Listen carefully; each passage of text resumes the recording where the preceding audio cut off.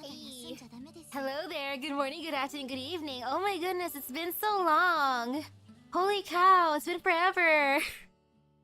Oh man, I wonder how this event's gonna be. You know, without further ado, ending a grand overture. Even though I'm just starting it, it's really the start of the end. The end of the start. First thing, so let me just click on in. Boop. No fear, no fear. Sword. Ooh, fancy.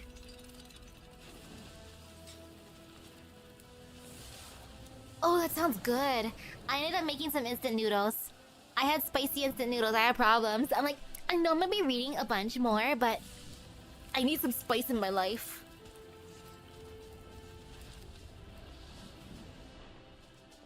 And speaking of spice, look at them flames of passion. The molten lava that's in my stomach right now.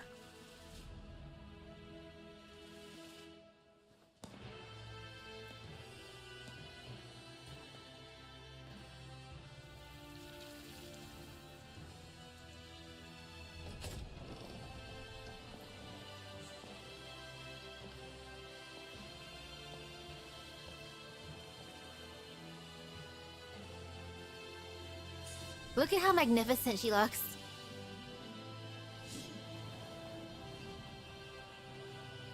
That is a beautiful blade.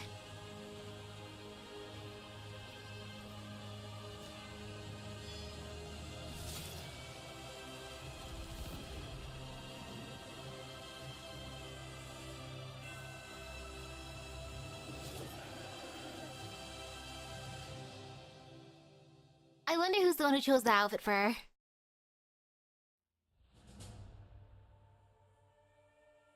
And now for the thing. Ending a grand overture. Pending bills. Hey, Catherine. Hey, girl. Ooh, look at my answer. Good. Die a hero or a villain? Hey, hello, hello. Welcome, welcome.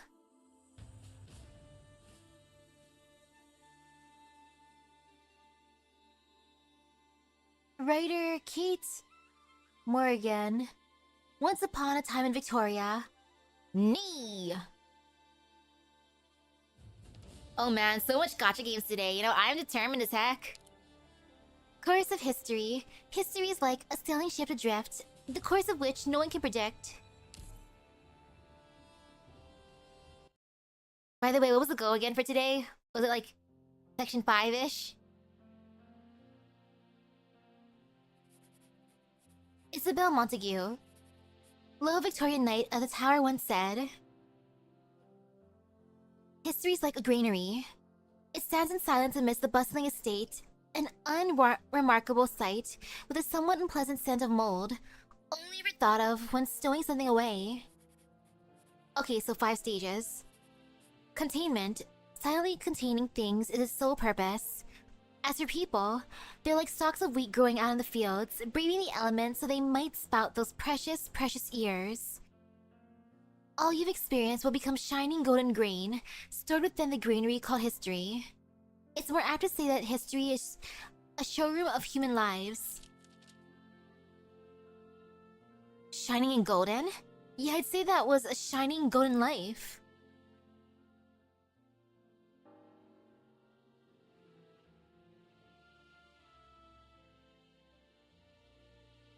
Vina, the sword is yours. It is your destiny. Father, is this...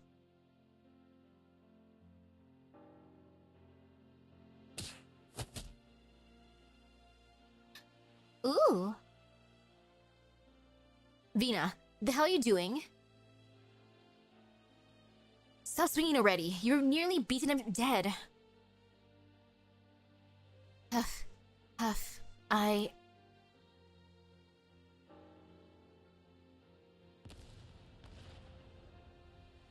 Vina, it's time. Got it.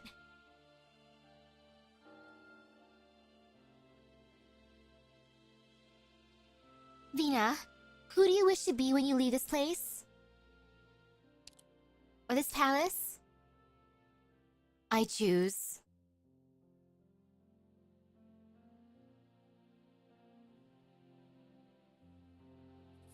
Perhaps this is how history runs its course.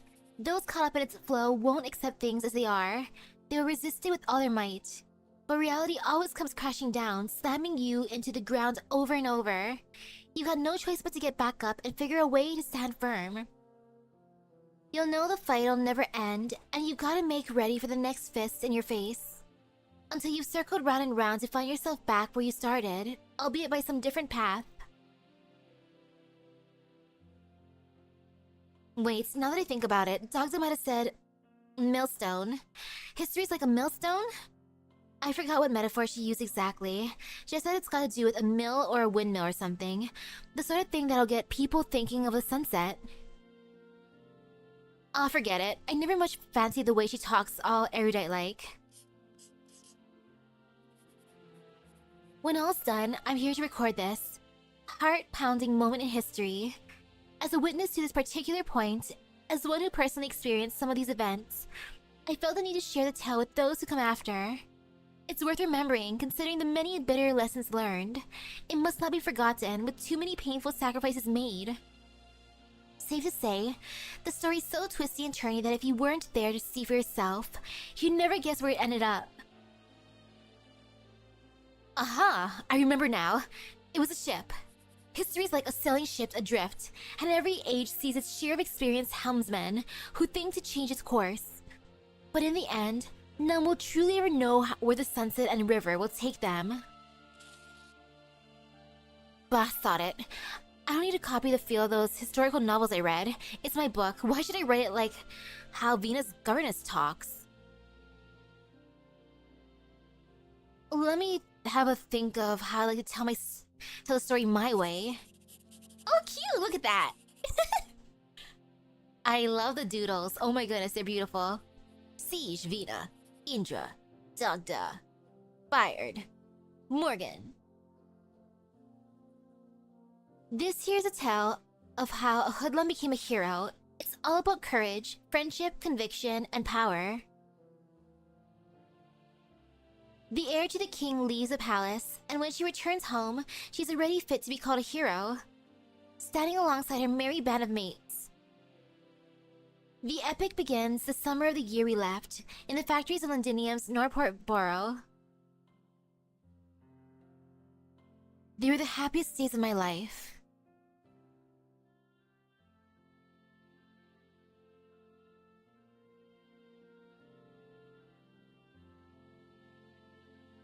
Muncaster. Bristol. Got any more? Sheffi di no la. Byard, give me a hint already, Vina. You really gonna watch me embarrass myself like this? Hey, it's your bet. I can't say anything. Byard's right. Wouldn't be fair otherwise. Don't give up now, Indra. Victoria's got at least 60 or so nomadic cities. If you can't think of one more, you're 6 of the way there. My whole life I've never left Londinium. It's my home. Why the hell would I remember what some cities miles away are called? You must be real fond of cleaning up the alleys back home then. Damn it, I shouldn't be acting like a smart arse. Oh, Hannah, do you still recall the time we went to the video shop? After we were done duffing the Lane brothers up? I think I do. Didn't the film have a manor with white walls and a green lawn? Was it some kind of romance? It just went on and on. Then do you remember what the leading lady loved eating the most at the nobles' banquets? Side mouth butter and vanilla roast foul beast. Or Sid mouth butter and vanilla roast foul beast. I'll try that.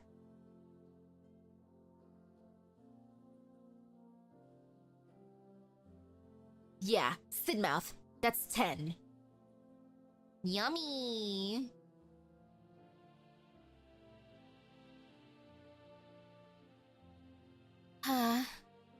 Vina? And heck, Byard's also the only one facing away. But she's still with the group, at least.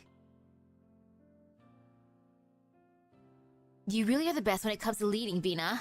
I'll follow you my entire life, I will. No need to get all sappy on me now. Alright, Morgan, you lost. Here's your drink. You know Vina helped her out, Byard. Whatevs. Drink's a drink. Morgan, it's your turn to pick up the protection money from the factories on Old Farley Road. Don't forget to help clean up the alleyways behind Old Hank's sandwich shop. It's time like these that Glasgow feels spread a bit thin.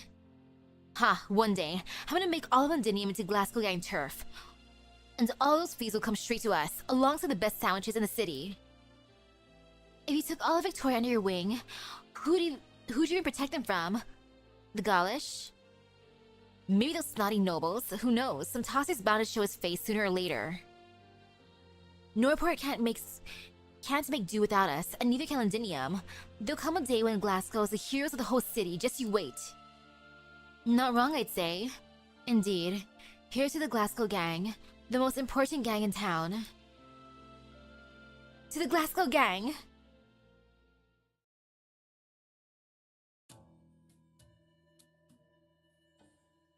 Cavendish Manor. Did you enjoy the play?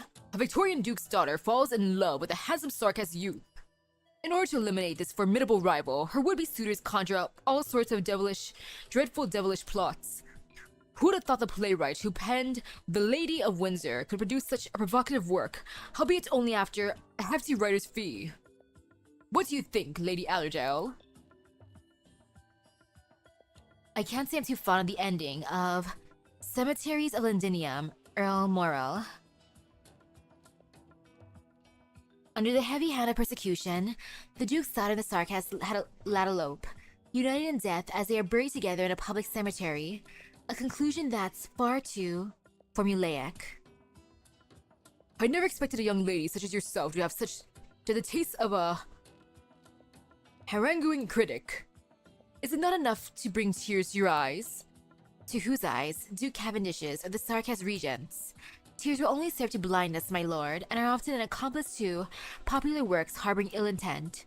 A shame truly. Here I was thinking you would have some empathy for the leading lady, what with her bound to a fate beyond her control.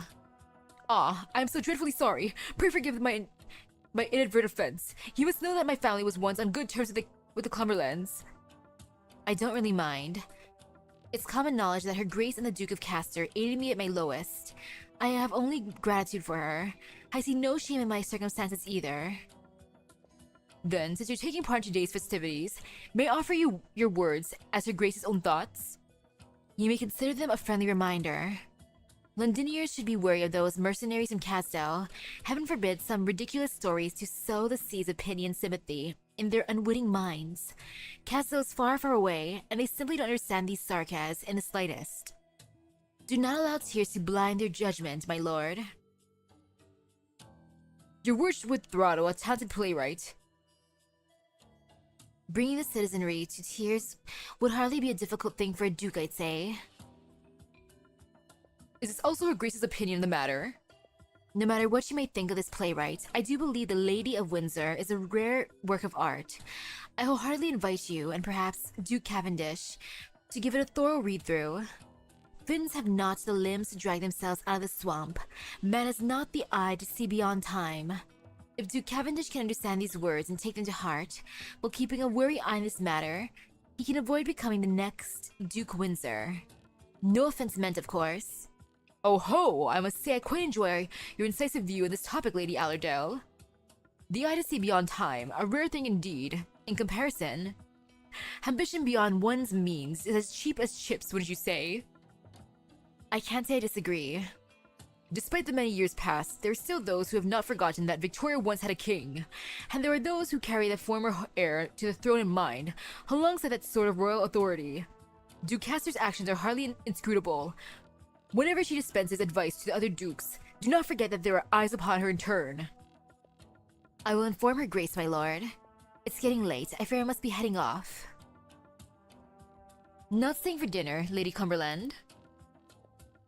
I have an appointment with my tailor to prepare some winter clothes.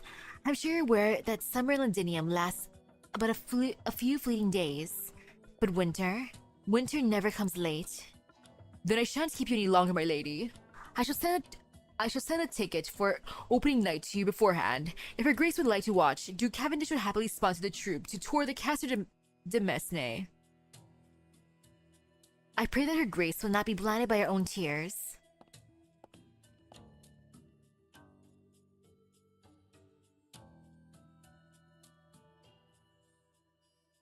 A most suffocating banquet, was it not? And who might you be? You may call me Clovicia. Based on that distinctive white hair of yours, you must be Lady Alado Cumberland. Madame Aoshi of your estate has ordered some outfits for the upcoming season from our shop, but I'm afraid we haven't finalized the details of yours quite yet. Sorry, I couldn't help but overhear your conversation with Earl Morris. It seems your reputation as a critic of the arts is well earned. You flatter me. I presume you two are concerned about the present situation in Londinium. Hardly. It's just rather difficult to not listen in as the clientele discuss the recent changes when you work at a tailor's. It's getting dark. I should head home. Once you settle on a design, please have Madame Aoshi contact me at your convenience. Alright, speaking of Madame Aoshi, she asked me to pass you the Londinium Daily. Farewell. Might as well see if there's anything else noteworthy today, I suppose. A vicious brawl in Norport Borough? Is that...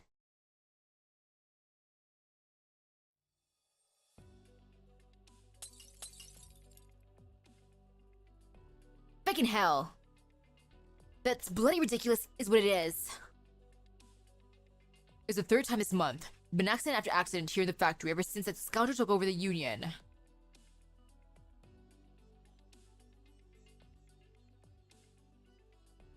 Like, oh, Clovicia. So she works at a tailor shop. Watch close enough and you start to notice how whenever some brave soul puts out a complaint about the union, he ends up dead in some freak accident a few days later. Let's go then already. Take me to him. I'm gonna see just how brass this bastard's balls are. Calm down. The union handles business. The union handles union business. The street handles street business. That's the rule. Giving every bastard I see a right thrashing is my rule. I know, of course I know. But we've got no other choice. The union's keeping all the hush-hush inside the factory. Not even the coppers can investigate. This new foreman, Jannie, right? Who's behind him? I remember hearing he's got some big name backing him. A relative of Duke Cavendish, apparently. Do you mean Duke Cavendish? Yeah, that's the one. Is he trying to get anything out of you lot? Hasn't been asking for money yet, or any of the sort. But ever since he became foreman, lots of the important jobs are getting taken up by workers from outside.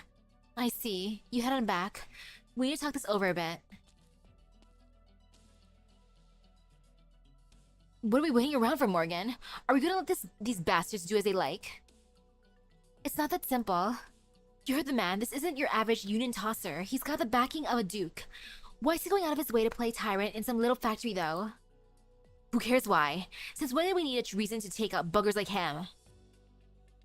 I know Londinium's rather restless these days. The dukes have been playing their games around the clock. Don't tell me you haven't noticed all these fresh faces on the street lately. Time to come up with a plan, Vina. We're all yours. Since we've taken their protection money, it's up to us to do the legwork. Let's go have a chat with this bastard of a foreman. Doesn't matter if he's got a duke behind him. That's more like it. Alright, if you say so, Vina. But just to be safe, we should scope out the factory a bit, get some info. You're with me, Byard. Sure. Hey, why'd you ask me?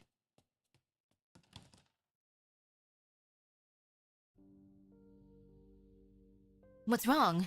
You've been looking rather glum lately. It's nothing, I was just thinking. I might be enjoying myself a little too much. What, not too happy here? Hey, hello. How's the Vina event going? I just started, so it's doing so well, totally. You have a duty, Siege. I told you before, Dagda. I found a life for myself now, so why? Is this life of yours helping your neighbors seek the justice of the streets, then heading into the noble manners to lob a few bricks? There's no escaping some things. You promising me that you wouldn't talk about this in the gym. Then I'll stay by your side, waiting for the day you have your answer. Life is long, but the pivotal moments that change you, they're over in an instant. I recall that one afternoon before the chaos of the storm struck us, when we could still enjoy those peaceful hours. Angel didn't speak to me the whole day on account of my hesitation. Byron had to step in and smooth things over between us. And by nightfall, we were all happy as could be, buying hot dogs and beer. But I couldn't shake off the feeling that the Glasgow gang was about to enter the craziest chapter of this story yet.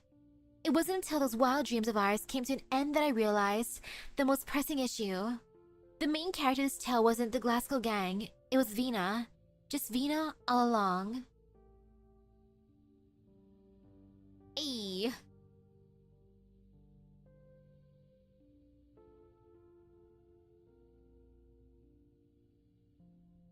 What's the matter, Aoshi?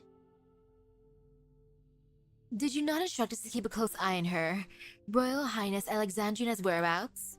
The chief of the royal police had just looked over the case file that ghastly brawl in Norport. It involved a video shop known as McLaren's Place and a street gang going by the name of Glasgow. Here's the original copy of the file. It's rather vague, merely a record of the involved parties, but I thought you ought to know. Upon a fuzzy black and white photograph, a woman sucking on a lollipop stares indignantly at the camera. Person of interest, Siege, self-identified. Miss Allerdale, if you're near certain she is Her Royal Highness, why not seek her out immediately? And what then? I bring her back to the Cumberland Manor? Or send her off to Castor? Whether or not she is Alexandrina no longer matters. The Dukes are watching her closely. She can escape them no longer. It sounds to me like she would be swallowed up by the city itself. Huh. We'll be swallowed too, Aoshi. I'm willing to bet we're not the only ones with an interest in her. This matter has long since grown out of my control. Considering Duke Castor's orders, should you not find her and bring her to her grace? I need some time to think, Aoshi. I saw her once before. I saw Her Royal Highness.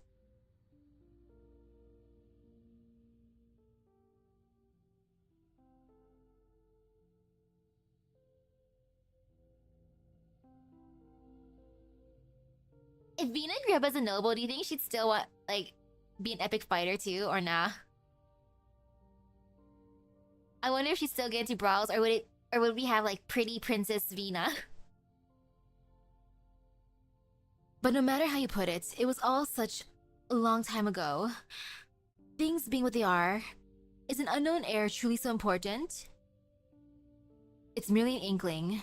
From the very first time I saw her, so many years ago, I always believed she would change things. Let's go. There's a few workers I need to pop in on. I would also like to know how Her Highness has been doing these past few years.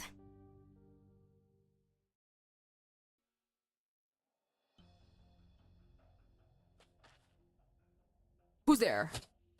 Gurk! The coast is clear.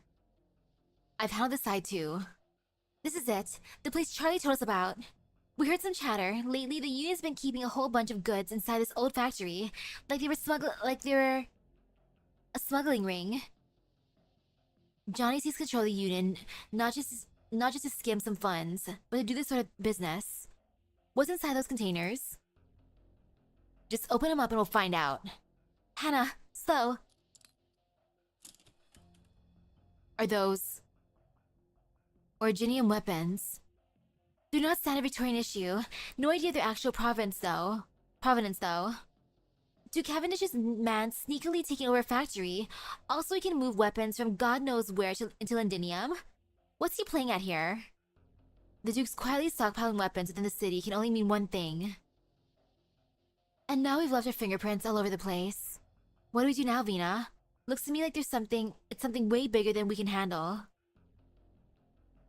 We can't handle it ourselves, but we can tell others. Got a light, Hannah?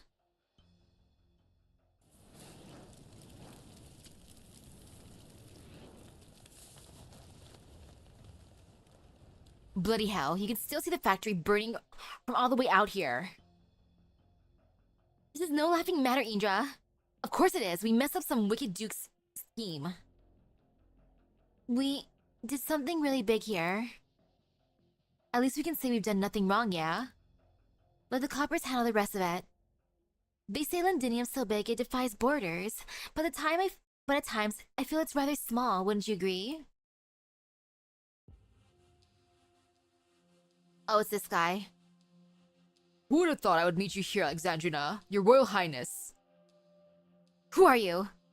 I'm Moral, a humble guest at the Cavendish estate. Nobody in particular, and yet I would say I'm one lucky chap. You know about the factory. You know what Duke Cavendish is up to.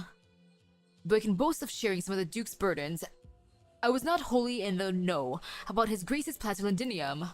However, at this moment, my only concern is you, your Royal Highness Alexandrina. I must say, seeing your Highness standing before me really does call to mind the sight of His Majesty all those years ago. You and he are so very alike. The same childish sense of justice, the same price you must pay for clinging to it. What do you want? Your little adventure with your friends this evening hardly matters, I say.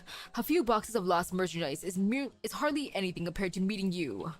Come now, at the very least, I'll let your chums leave alive. How about that? Why should I believe a word you're saying? Excuse my impertinence, your highness, but the truth is that you have no other choice. Or should I say, you are free to try and escape, but I will be keeping a close eye on you on your whereabouts. No. This guy really thought it'd be that easy, huh? Vina, the hell are you doing? Stop swinging already. You've nearly beaten him dead.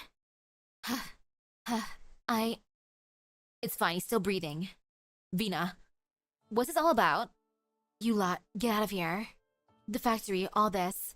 It was my doing. Nothing to do with anyone else. Are you having a laugh? Vina, what was he saying? Why do you keep calling you your Royal Highness? Because she's the heir to the throne of Victoria. The daughter of the late King Alistair II. Alexandrina Vina Victoria. I didn't mean to hide it. I just thought it didn't really matter. You daft mate? I'm not asking who you are. I'm asking why you try and shoulder all this by yourself. Hannah. Sounds like there's a long story you need to be telling us. Sorry. No time for that. Save it. We need you to leave right now. Where can we go, though? Out of the city. Right now, this instant, immediately. I can't. We're nearly out of time. Once the police notice the factory is up in flames, they'll contact the defense forces and shutter each and every port. When that happens, we wouldn't be able to fly out, even if we sprouted wings. Don't worry about Norport. I'll handle the fort. Wait, Buyer, you're not coming with? Hey, Morgan, say something, won't you? I get where she's coming from. The Glasgow gang's always going to be home to us, Hannah. Someone's gotta welcome you lot home when you get back, right? There's one thing I'm confused about, though, during this opening sequence. So, inside of that record, with like the others, I'm like, so they all already technically knew each other? Instead of being like, you know, you two, nice to meet each other. Yeah. Cause like, Dogdo's one, she was mentioning like, I've heard so much about you. So I'm like, huh? I know, hello. Someone's gotta welcome you lot home when you get back, right? People are watching you. But I'm sorry, Vina, we can't protect you. Against real titans like them, the gang's nothing more than puny little muskbeasts. You were never a Norporter, Vina. Or should I say, never only a Norporter. I knew from the day you joined us. It's all my fault. I just wanted to protect you all, but now, I've dumped a heap of trouble in your laps. No Draco or Tiamat. Aw. Next time for sure. When summoning for Tiamat, did you try asking for Mommy's help? Like, mother, please, Mommy. Dear Mama. Not wrong. If you're going to blame yourself, though, there's something I hope you keep in mind. Remember that you own Norport. Remember that one day you'll need to come back here to repay everyone. I swear. I swear I'll come back. Yeah, it's a turf after all. We'll snatch you right back someday. But are you really set on coming with me? There's no need to tangle yourselves in all this. I'm your trusted advisor, Vina. I'm worried for you. If anyone comes looking to bother you, you're gonna need me to help bash their faces in. Wherever you go, Vina, I will follow. Never forget, Vina. No matter where you go, the Glasgow gang will be with you. I'll keep this place safe. We want it together after all. I promise you, Bayard. I'll bring everyone back. Hopefully sooner rather than later. Here's to us, to the Glasgow gang. To the Glasgow gang!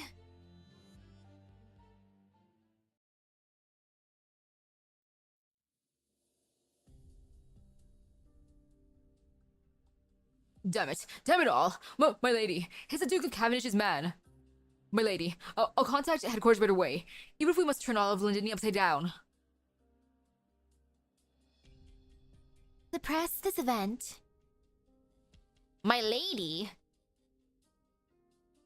Very well, I'm contacting the hospital. What, suppress it?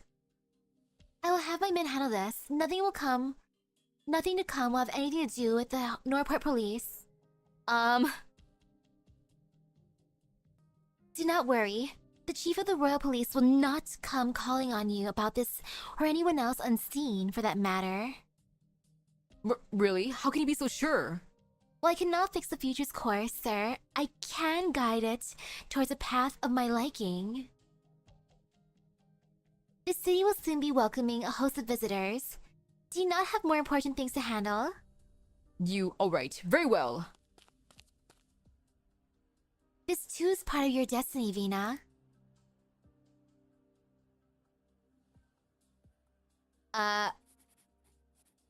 When we found out about Vina's past, I was amazed, sure, but I was more pleasantly surprised, as it were. I could see the entire story in my mind's eye, a lost heir to the throne, a heroic fantasy rising in the streets. Stories usually start with someone leaving and end with a reunion, but reality begs to differ. When we stepped out on the road away from home, none of us expected the way back could be so fraught with hardship. I'm fond of the words Dagda spoke, since once we set foot on our home again, after many, many years away. History is like a sailing ship adrift, and every age sees its share of experienced helmsmen who think to change its course. But in the end, none will truly ever know where the sunset and the river will take them. Yeah. Clavistia, what are you planning, girl?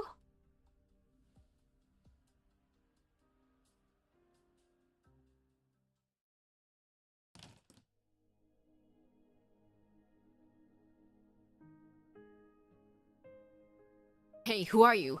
Here to get some rounds in the ring? I'd like to ask if this is where the Glasgow gang is based. I'm looking for Siege. If I understand things right, she's your leader. This gym's only got one leader now. She's called Bayard. Wait a sec, looking at your clothes. You noble? Get out, you ain't welcome here. Pardon me then. Wait. You're looking for Vina? You know her? I'm an old friend of hers. Vina's out on a trip. If you got something to say, I can pass it on for you. No, nothing in particular. It's just that as her friend, I'm concerned about her current situation. Please let her know I'm wishing her all the best when you can. Sure, she's doing fine. I'll tell her on your behalf. Allerdale turns and leaves the messy gem. She knows the woman there wasn't lying because she saw the photo hanging on the wall, and the smiling face upon it. It's not time yet. In her fit of absent-mindedness, that deep, resonant voice arises in her head once more. Allerdale, Cumberland, you will meet Vina again someday. But it ain't time yet.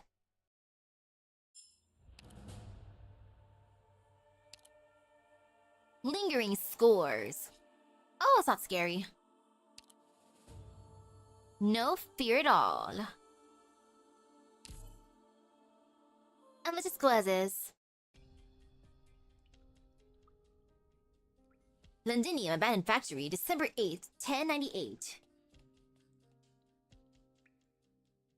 Section G12. All these linkage numbers have faded away since the place was abandoned. Is this it? Phew, I'm praying I don't run into those damned devils again. I think you're lost, lady. Hey, new guy, get her out of here. And while you're at it, ask her nicely how she found this place.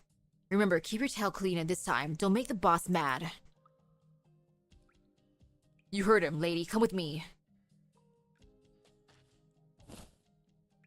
Around this time, Rhodes Island and Amiya should be in Casdale. Let go of me. Is this any way to treat a lady? Mickey Robinson, hero of the exemplars, or rather, one of the heroes, is my husband. He entrusted me to fetch some medicine. The medicine to dull the pain from those hideous black stones. He can hardly even walk. Ha. Yet another unlucky bugger. Shut it. Listen, I haven't heard of any Mickey. All you'll find in this blasted place are some bums expired, fun drugs, and the dead devil's bones. But anyway, if you want orpathy meds, go look for that newly built sanatorium. The new speaker lady promised to be stocked. wait, we really have no other choice. There's simply not enough medicine there. I know I can get it here. My husband, Listen, I have a few valuables stashed away somewhere safe from all of Cumberland Manor. The late Duke gave them to us. If I could just get some medicine. Don't give me a reason for the defense forces patrolling out there to come sniffing around here. Just go already, lady. Make her send the list, and then let her come by tomorrow to pick up the meds. Yes, boss, but what if she doesn't have the money? We do the old-fashioned way then. That's weird. I don't think the boss ever stuck her nose into this sort of thing. Or, what should I? Just give her the contract. Thank you, wait, these clauses. My husband never mentioned them. If I sign this, then we... He'll live well, at least before we come calling for our due. Seems the hero husband of yours wasn't quite so honest with his better half, eh? Come on, hold the pen steady. If you can't, we can sign it for you. The mercenary holds her writing hand tight. The trembling overtakes her. She can no longer maintain her veneer of calm. She shuts her eyes, grits her teeth, and lets the mercenary guide her hand. Go on, enjoy your life. Bloody war's over after all. Asking Milska for help will be the best decision you and your husband have ever made, lady. Oh. Alrighty. This morning, Londinium's interim health secretary, provisioner, General Madame Major, was found dead in her office in New Ostrich District. What a title! Oh my goodness. Londinium's interim health secretary, provisioner, General Madame Major. Hey, hello. In today's parliamentary session, Madam Speaker Alexandrina expressed her support of Madam Major's work in caring for the infected and lamented her untimely passing. The final point in Madam Major's itinerary before she passed away was a trip to the Dukedom of Normandy to discuss a purchase of medicine so as to relieve the shortages within Londinium's walls. But according to some reliable sources, Madam Major died of an acute neuropathy attack. Not only did she conceal her infection, she was also often seen arguing furiously with the speaker in recent times. In the sensitive period where the number of reported infected within the city is growing exponentially, it is clearly worth looking into the death of Madam Major, who had lost her hereditary peerage. Even now, 2 months after the Sarkis withdrawal, why are there sinister plots coming back into the fore? As for the exemplars, are the terms for the resettlement program still not finalized?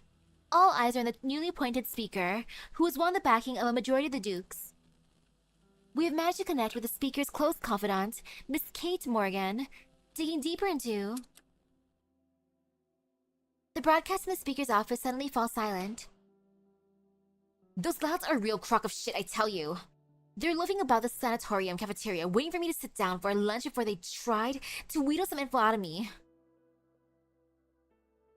Dang. Then you beat the hell out of them. I thought that way they wouldn't dare run their mouths on the news again. Sorry, I didn't think about how it'd affect the way everyone sees you. No, I would have kicked them out too, literally. Huh? But... It doesn't matter what you say to those news hounds. When they're in the business of making up fluff, they already decided what to put in their latest story a long time ago. Since there's no way of shutting them up, might as well get straight to the point. Okay, so 2 war after the war ended. Venus strikes her 2 fists together, putting herself through the paces engraved in her instincts with ease. Just like she always did back in the gym. Ha, that's the Vina I know. I knew, Hannah even said. Whoa. These clothes really do get in the way. Maybe I should find someone to make some alterations. I happen to know a pretty good tailor. He made clothes for the royal family when he was younger. Luckily, he made it through everything alive. Nobody dares hire him nowadays. Infected as well? Yes. Ah, yeah, any progress in that thing you mentioned in your message? The situation is complicated. We've captured the sarcasms who've been hurting people. They're now cuffed in the Sign Celda's parliamentary chamber. I suspect this might have something to do with the gangs operating out of the abandoned underground factories. Milscar. As for whether or not the Duke of Normandy's heir is behind all this, she and I will resume negotiations. Madame Major's death, the Londonier's medicine supply, as well as Milscar's gang and those sarcasms. There are a lot of things to handle in the city, and none we can solve with our fists like we did 2 months ago. You've settled down to the job quick, Vina. I believe Parliament as it is now can manage these issues so relaxed. I'm here to help you. Mother taught me how to handle this sort of thing, the situation. I won't let her down.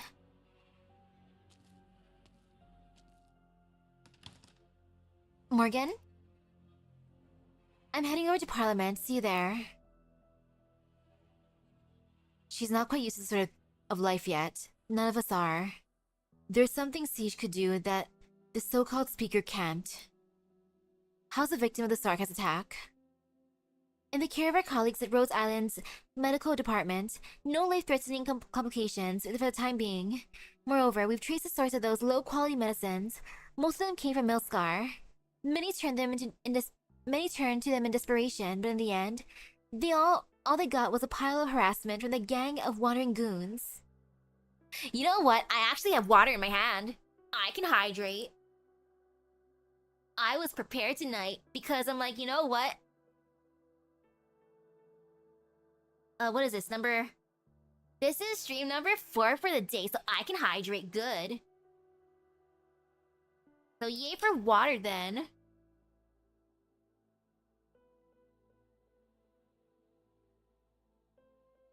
Woohoo, done. Many turned to them in desperation, but in the end, all they got was a pile of harassment from the gang of wandering goons. As for whether this Milscar is in the know, or if it's the work of some over-eager underlings, I'm not too sure. Allerdale knows.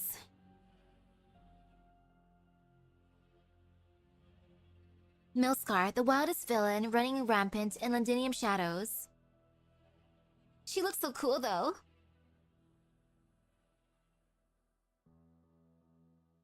Yeah. Vina's basically doing community service right now.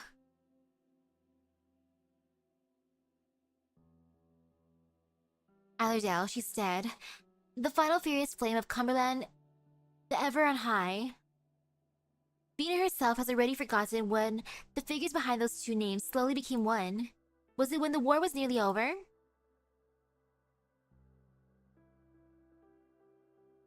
She subconsciously paused at her clothes.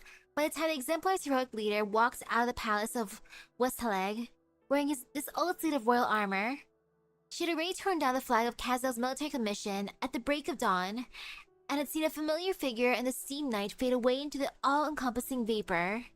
That day, Allerdale did not go to her. Rather, she turned and disappeared into the shadows of the ruined city. Let's go to Parliament.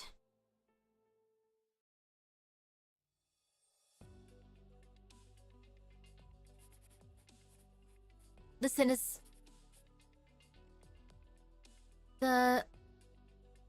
Celdae. Once a royal estate often rented by nobles as a banquet hall, it wasn't until everyone was dealing with the headache of where to house Parliament that Vina realized there weren't many choices left for Londoniers. The chaos of war had destroyed far too much of the city. I've seen this room many times before in the posters and in movies. I used to be astonished by how massive it was, big enough for every gang boss to bring all their boys and girls to sit down and have a chat about their turfs. Oh, no, I'm not finishing it all in this one stream because I have to watch some Bravern tonight at like 10 p.m.-ish. It's only 6 p.m.-ish now. But now it disappoints me. It's filled to the gills, all cramped and suffocating. Though Venus never admitted it, I know her and I are of like mind. Miss Morgan. Huh? I didn't mean to interrupt your writing. It's just that Barnaby again. I'm thinking of going to look for him. I'm worried he's gone and gotten himself house again. Well, Venus not here yet. If you're gonna look, go look. No need to ask me. Wait. Now that I think about it, you said the same last time, and the two of you never came back the entire session. We were just locked out last time. In all honesty, Miss Morgan, I've been carrying around the factory's design sheets for near my entire life. If you asked me to do a quality inspection, I'd know all the ins and outs of whichever part you'd like. And there wasn't a foreman out there who dare say I was wrong. But sitting here with those lords and ladies trying to read these documents covered in gobbledygook, so we can manage such a ridiculously huge city. Biggest thing I've looked after in my life was my workshop. God, my heart's pounding like mad. But that's your back. Why be scared of some top-spot nobles? An elegantly dressed member of Parliament's eyes meets Morgan's gaze, and she smiles and nods her head in greeting. Fine weather we're having today. I suppose you are all in good health.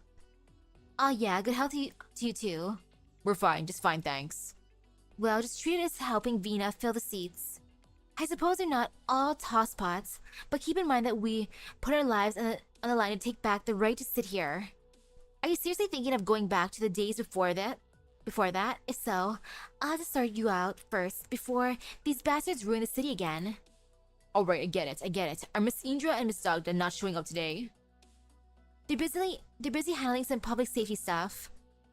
Huh, I'd rather hold my hammer tight and go back to bed too.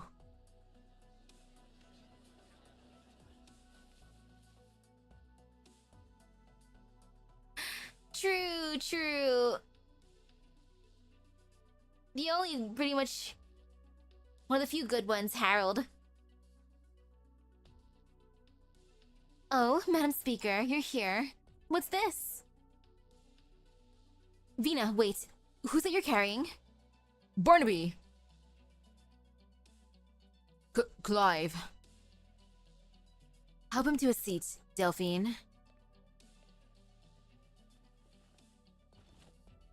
He drank until he passed out in front of the Saint Seldy's doors. Now he won't let go of Vina. I'm waiting for the speaker. I've got a whole lot of proposals to help with the med shortage. Then you should include them in your formal petition. We reformed the rules issued by Parliament. Also, we could bind ourselves.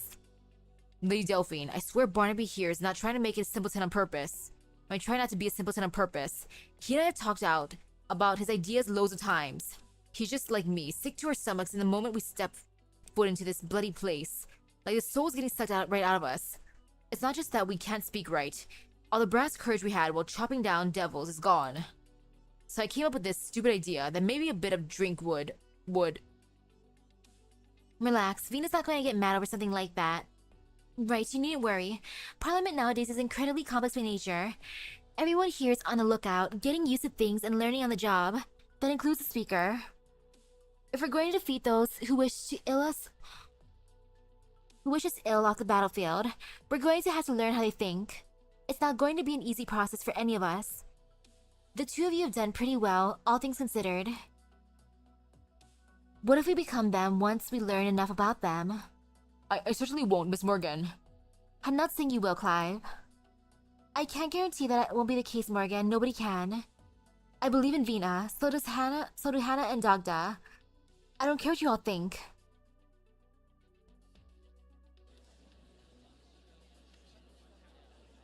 I'm sure we're all very clear on why we've convened this emergency meeting. Ever since Parliament was re-established, we've worked around the clock to resolve the issue of the Sarkas who continue to operate within Londinium's walls. We gave our citizens a promise of safety. It matters not as if it is a Sarkas or roving mercenaries such as Milskar, hiding within the city. Parliament will strive to settle the matter. We will brook no evil that threatens the safety of our people. You're putting me on trial? There'll be no trial, Sarkas. Parliament's new interim bill dictates how we handle you. The provisional court has passed it as well. You'll be dealt with in a manner that we all agree upon. Not everyone, just you people. You caused grave injury to the kind-hearted shopkeep. All for a loaf of bread he had already set aside for you. He's still alive? He is. Good, so when's the execution? You really should have left the rest of your kind when the war ended. You still remember me? Of course you do. You're the one who let me go during the big retreat after all. I'd say you're my savior, head of the exemplars. Longshot, that's what my daughter calls me. You didn't ask me my name at the time, and I'm betting the people sitting by your side don't give a damn what it is. But I'm going to ask everyone here something on behalf of the few others. Are Sarkas born and bred in Londinium, who have never left the city, still considered Victorians?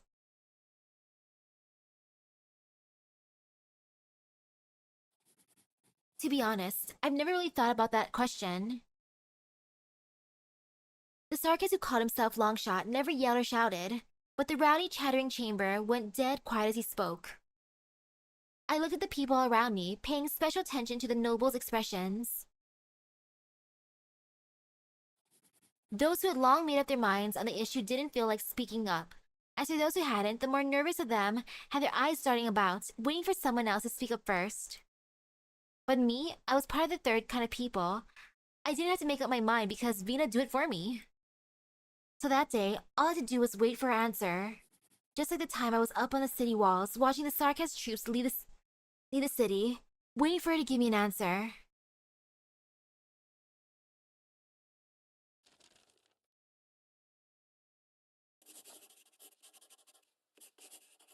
Aw, more drawings.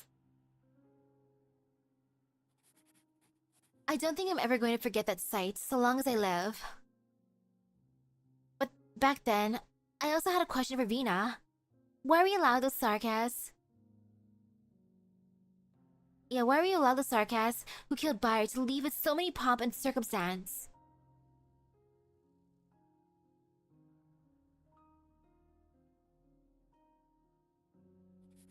She never said anything that day. Atop Millennium's walls, October 8th, 1098. The Sarkas troops are leaving. The airship's shadow looms over the silent, orderly soldiers, the lifeboat tearing ripples through the dark clouds hanging above the ruins outside the city. Vina stands atop the walls, quietly watching them march to the distance. Not too long ago, they were tearing apart her home. The land is scarred and slick with blood. How many years will it take to recover from the wounds Omnanam left on Londinium?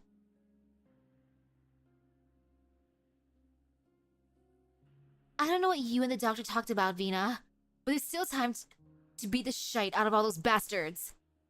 Our men and the boys from the Ducal Alliance are still waiting down at the foot of the walls, just... Hannah, we're the ones who most need to stay calm right now. I like more than any of you to keep them here, but truth be told, we simply can't do it. The Duke's main fleets haven't retreated too far away, Delphine. Doctor's right. They can hem and haw they like, but once we start the fight again, they'll have to help us out, even if it's just keeping up pretenses. Then, are you gonna let these people who fought so hard to survive the war just throw their lives away? Don't forget the ceasefire agreement. Now's not the time to act recklessly. All you ever say is don't. Screw this, screw it all. I can't take it any longer. Choking back tears, all those people, our friends, Bayard.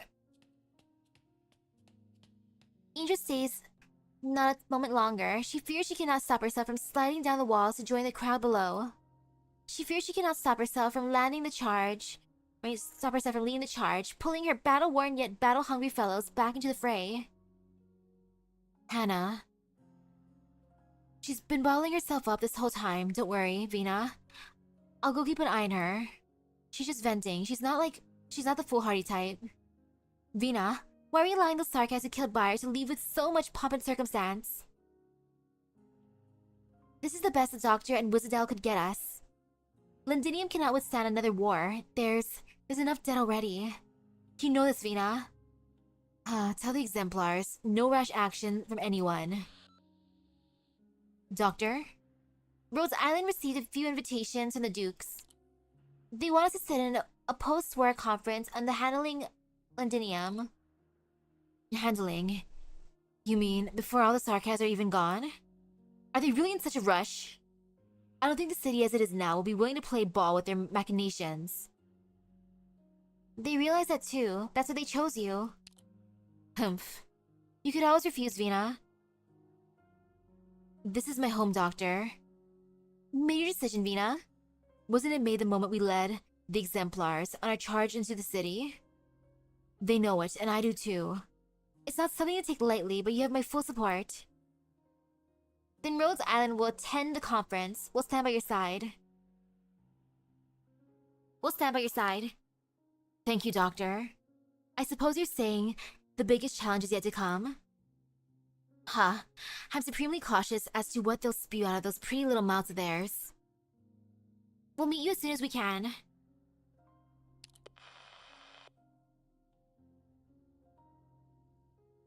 Coming home's not always easy, is it?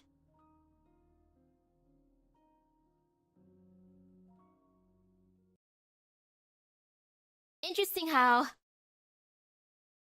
those two made the ceasefire agreement.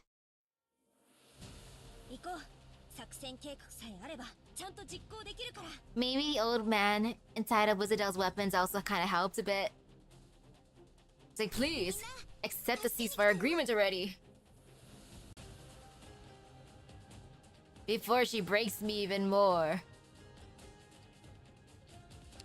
That girl, she scares me.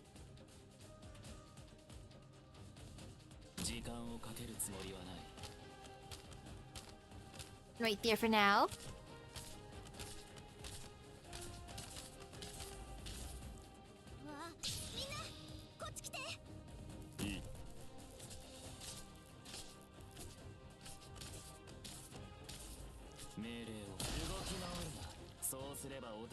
Offer them all some boiling noodles.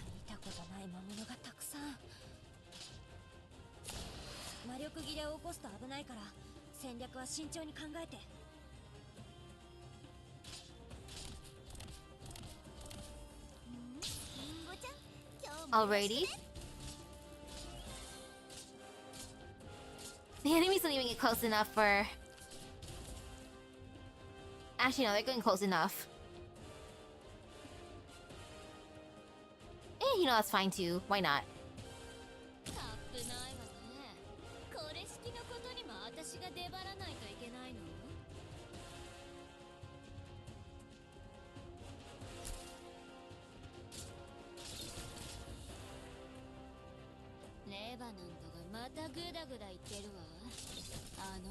Marcel might even be able to do the thing because the others are too powerful, you know? Let's just let them be powerhouses.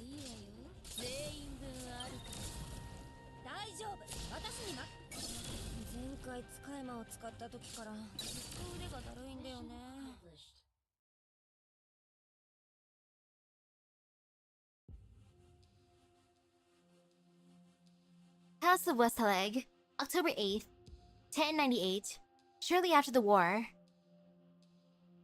Oh, hello, young Duke. Hi. You look cool. That was a resplendent place 26 years ago. At the time, the dome above what was polished to a mirror sheen, and the radiance of the twin moons and the enchanting darkness of the starry sky dancing together was a most beauteous sight.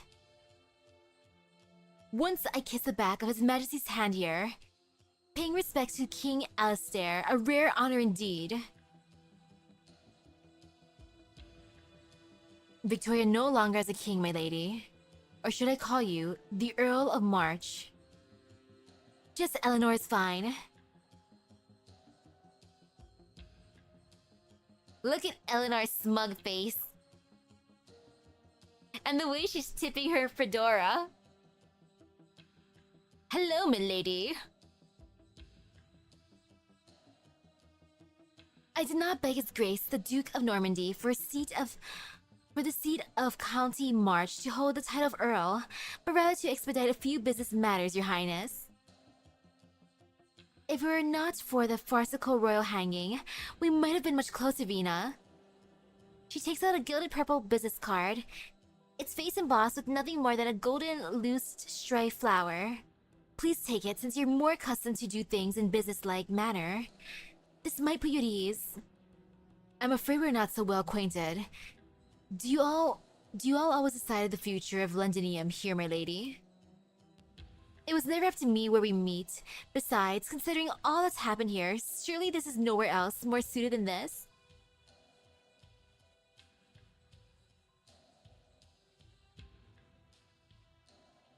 Eleanor looks at the faded statues and the dusty doors at the end of the hallway, as if she could capture their past glory. In the room beyond was a king of Victoria's throne. Upon it he once sat, dictating the rise and fall of the empire. What remains behind those doors now?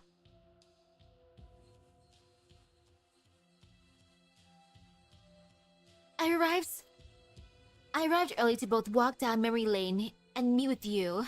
We have much to talk about. Did you not wish to meet me too? You know I'm holding up. Vina, surely your friends in Rhode Island have divulged what the other dukes are thinking to you. The other dukes? I don't see much difference between you and them and the Duke of Normandy backing you. Oh, don't get me mixed up with His Grace. He's a man worthy of respect, but it's not worth bothering him with trifles such as handling Londinium. As for the rest of them, I dare not say I'm worthy of comparison. Basarka's withdrawal does not mean that Londinium's troubles are over.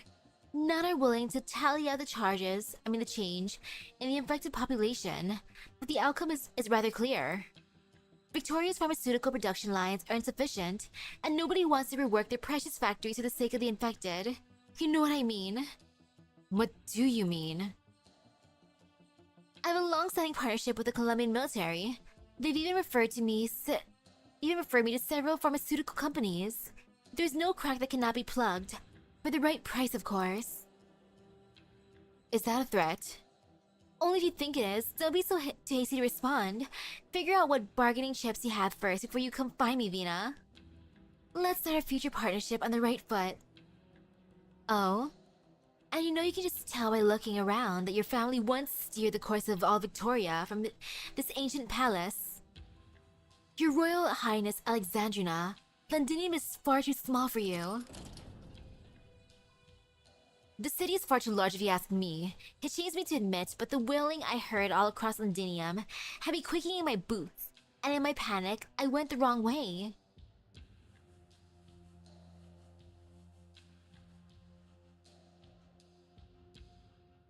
Yeah.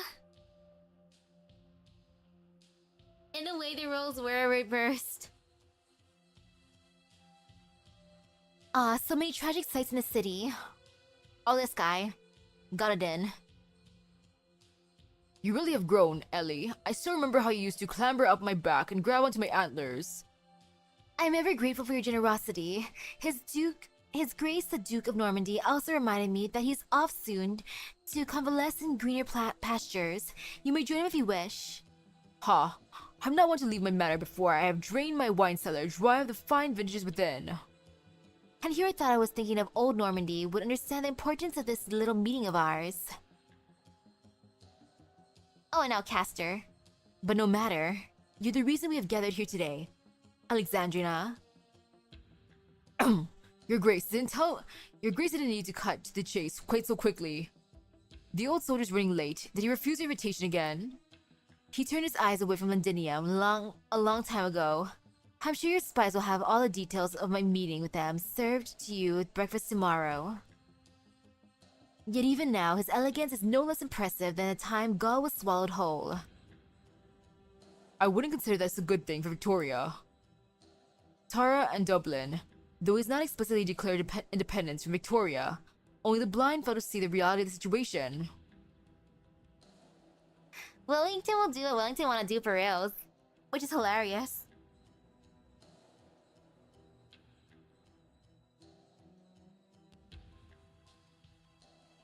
Abercorn and Fife suffered tremendous losses, and so have forfeited the right to take part in the big decisions. And the one behind Ashworth has decided to stay far from any sort of turmoil. As for Normandy, his stance is rather clear-cut. Godwin smiles at the young Duke. Eleanor simply performs the most minute of bows in return. Aye. The vagaries of life. Back in those days, we still held parliamentary banquets here, and King Alistair still sat in the throne room. None would take his words lightly. Ha. In the dark and dusty hall, Duke Godwin's lightly taps out a beat etched in his memories from one foot. Just like in days past, smoke, music, and the sunlight shine upon him from the dome above. He was a spirited young man back then, with all the lords and ladies at the feast lined up to be his dance partner. Even His Majesty applauded him. Then together with the other dukes, he sent the king to the gallows. No need to memorialize the dead, your grace. His orphan stands before us, does she not? Ha, aye, so she does. What does it matter if Victoria has no king? The siege. That's all I can call you until you accept a proposal. There are better ways to implement your ideas and the infected, the refugees, even those pain in the arse sarcas. Madam Speaker. Should I consider this advice from the will of the Empire? Call it an attempt at giving some. We have other means to handle this near-ruined city. This is not a lifetime appointment. We will judge whether or not you are fit for the position. Just like the past, no. With your dinner table parliament, a handful of dukes could dance around the king behind closed doors, deciding the nation's future on a whim. And the results? Look outside. We have not yet washed ourselves clean of all the Sarkis' blood. You look only at this little city, while I look at the whole of Victoria. If Londinium has become an ulcer, sapping Victoria's strength, I do not mind gouging it out. I will allow other nations to see Victoria bleed, but will not tolerate them mocking our scars, nauseating though they may be. If you stand in a sewer, you cannot expect to have a full view of the ancient empire. Do not forget that the family name Victoria is no stranger to me, Your Royal Highness Alexandrina. Only the strong and the heroic have the power to steer the empire in its future course. Let's not frighten our future friend, Your Grace. Didn't we gather here to soothe our worries in a more pleasant manner? Old Wellington is far from the core. Windermere is a constant state of uproar. And the rest are keeping an eye on how we stand. Since it's rare for us all to see eye to eye in a matter, let's keep things simple. That I cannot deny, but Vina, you can do far more than this. Though it says me the speaker must sit on the throne, Ellie. Are you all finished? She draws her sword and the hall falls deathly silent. Vina insisted on recording some minutes for that secret meeting. It was a means to decide Londinia's future, so her residents had the right to know what happened exactly. I stood there in my hiding spot, trying to note down every word as impartially as I could, but when I saw Vina draw that sword from her hip, pointing it at those bastards who thought they knew it all, I hoped from my deepest heart that she would strike them all down. That way, what came next might have gone differently. My teacher once told me that the size of kings was used to behead rebellious nobles. No, not the size of kings any longer. Though I do not know what to call it now.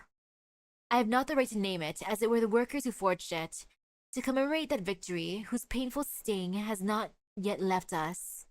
At first, it lay forgotten upon the muddy battlefield. I thought its duty has ended. But those heroes who lost everything still remember it because it symbolizes the Victoria held in their hearts. They do not wish to see her laden with dust once more. I know what they intended when they gave it to me. They wanted me to judge in their stead, judge those who brought them to desolation and ruin. But you don't fear it, do you?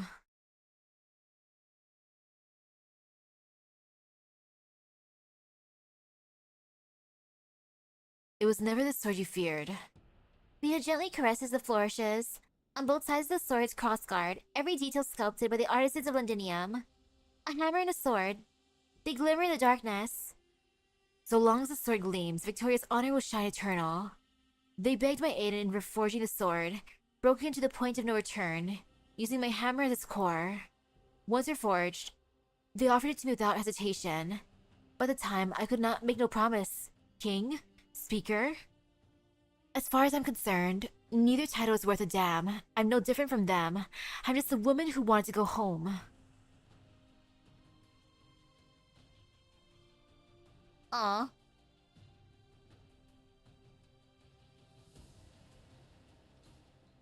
And when I made it back, what did I find?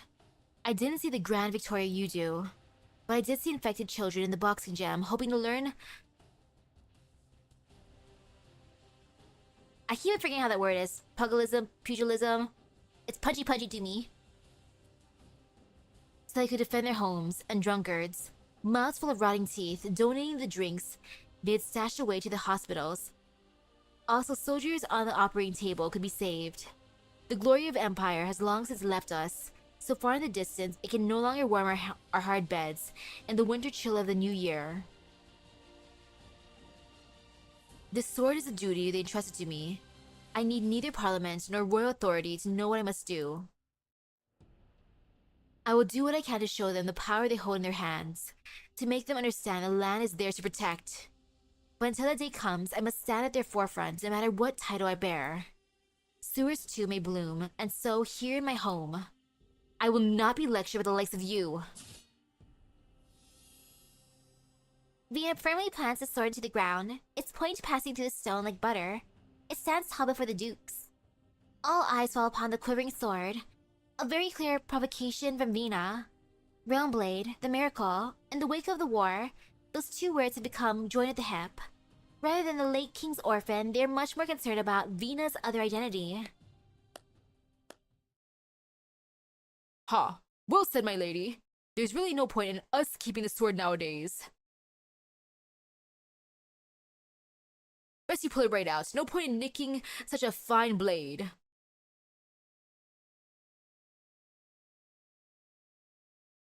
Yeah, the people are definitely the light and glory of Victoria, not these fools. Your teacher really did give you a practical education. It seems you were worried over nothing, Dukecaster. Indeed, a rather childish way of doing things, but one that will win over the people.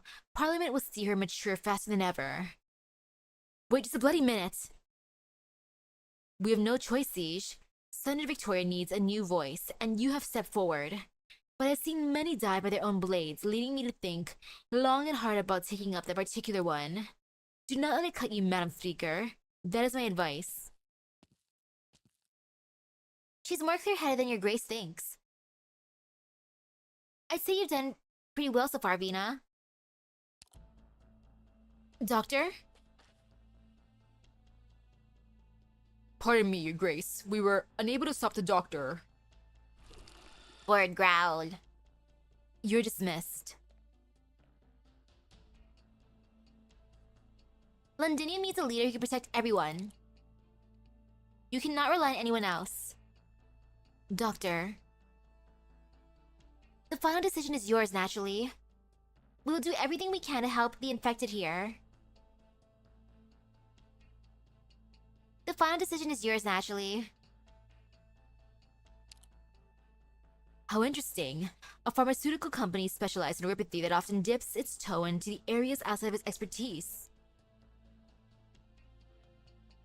You circumvented the Ducal Alliance and tendered a ceasefire with those sarcasms. Well, there was no reaction from your grace's fleets. You assented to it, did you not?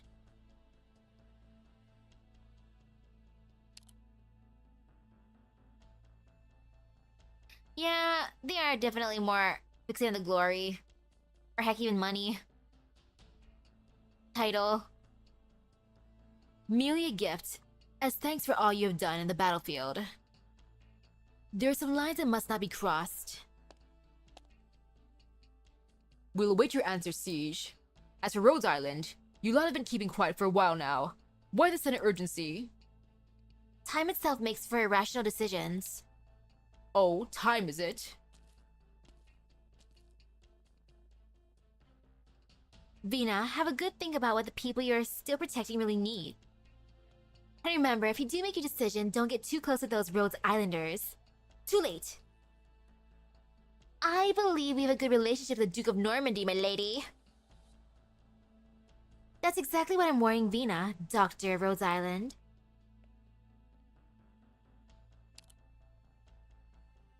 She's not quite like the other dukes. So what should we do now, Doctor? You already have your answer, don't you, Vina? It's not good for Rhodes Island to get more involved in Lindenium's affairs. I mean, you already have your answer, don't you? Amiya's already left for Kasdell. Most of her staff will withdraw from Lindenium ASAP. Amiya's already left for Kasdell.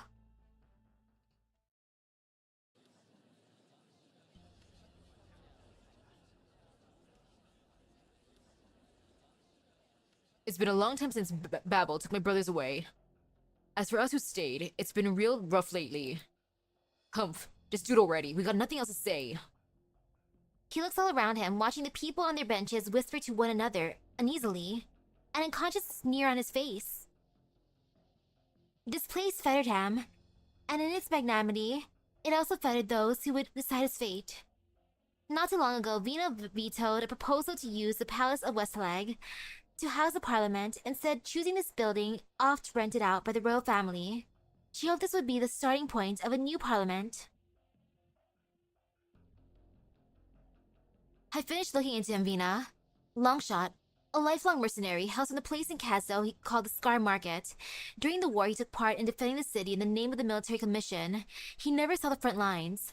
2 months ago, Babel organized a withdrawal effort. He didn't follow them. Instead, he got captured by Indra and Dagda while covering for some local Sarkas they evacuated. He really did save him.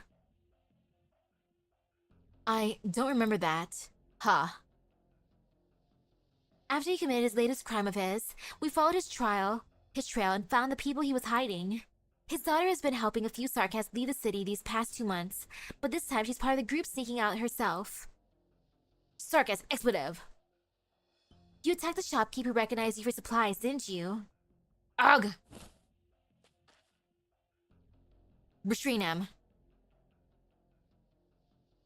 Don't lose your temper just yet, Longshot. Your loved ones managed to slip through our fingers. Someone's helping them.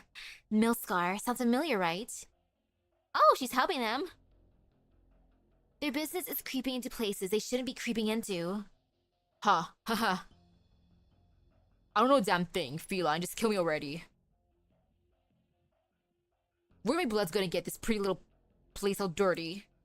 The war just ended and you're already trembling at the sight of some bread. None of you sitting here even have 1/10 of the honesty of those Sarkas. You refuse to call Victorians. Just leave the rest to me. All right.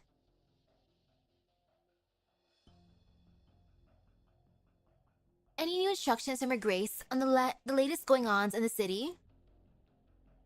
Her Grace has long since been aware of the troubles these Sarkas and this Milscar have been causing, and she's very concerned about the safety of the citizens.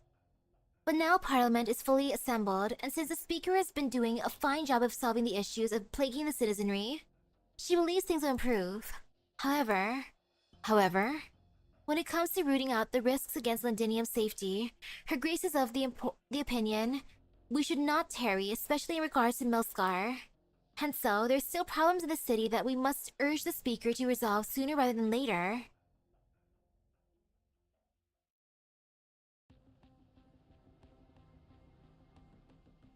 December 8th. For Milscar's hideout, ooh. Boss, Parliament hanged the devil, but we managed to snag the stuff he left for us. These goods. Send them out. But boss, that's way too risky right now. Parliament's been trying to sniff us out 24/7. Then hide them for a spell. They pay their dues, so we'll get them delivered. No need to worry about anything else. Nobody knows about this batch anyway. Maybe we can just... The mercenary gestures at his neck, but a sharp pain accompanied by a chill suddenly prickles at his chin. Oh?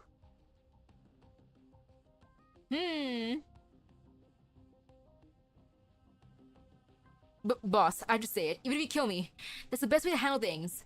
Didn't those devils kill a whole bunch of our people? If you really cared, you'd be in the exemplars list of decommissioned soldiers, not here.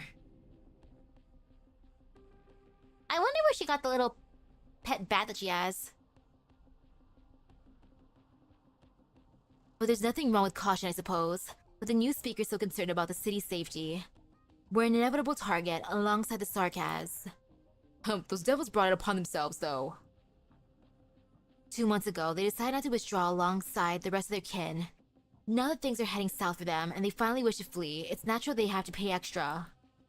Don't worry, if this goes well, more and more business opportunities will be coming our way.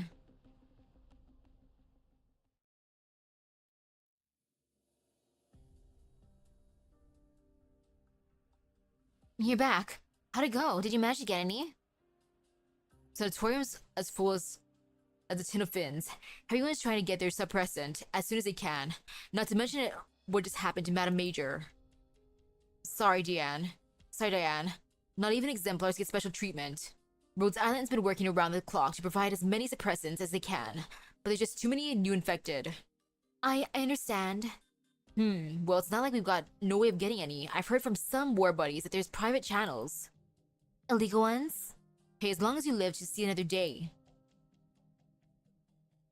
There's another means of buying medicine? Huh, my boss never told me we'd have competitors. Humph. Sure you didn't hear me wrong, mister. I wonder what she's plotting. Like, should we let her cook? But honestly, the one who I want to know who's plotting the most is Clavicia, cause oh my goodness, girl.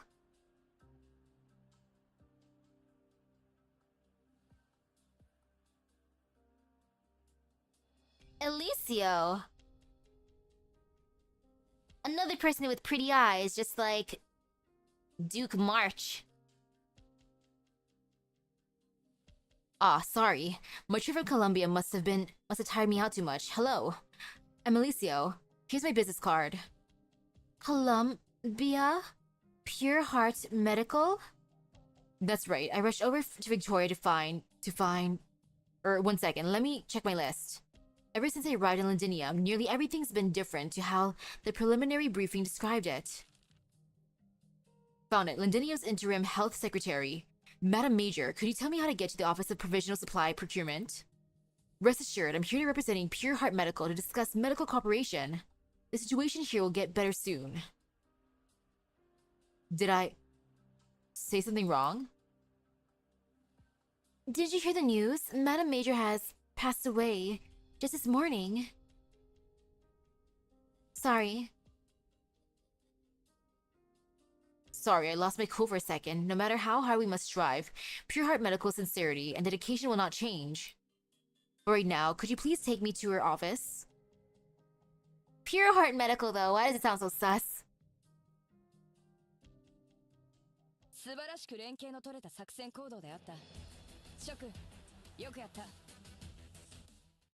Pure Heart Medical. Supply shortage. Oh gosh.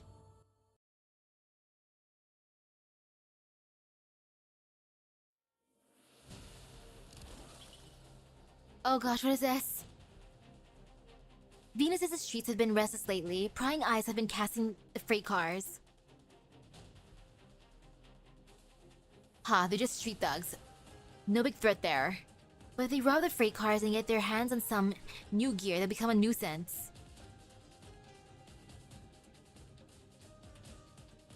We should secure the cargo before that happens.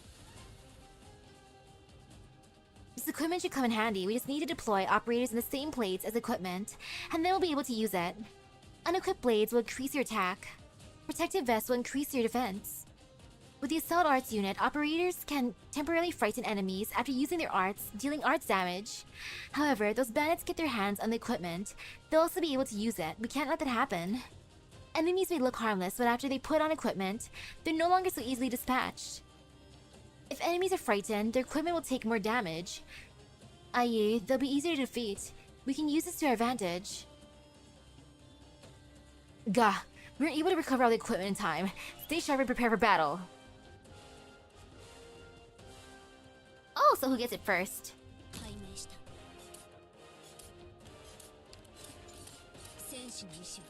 You know, I kinda like that.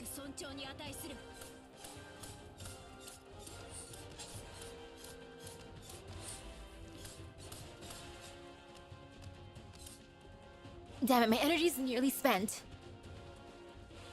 He's got an assault arts unit, stay focused. If we can get him to drop his equipment, we'll be in better shape. Hey, thank you.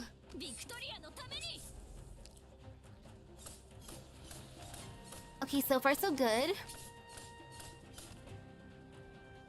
This is a little tiring. The enemy is wearing a protective vest. It'll be hard to defeat him with a frontal assault. This spot is ideal. We can also make use of the assault arts unit up there. I'll give it a try.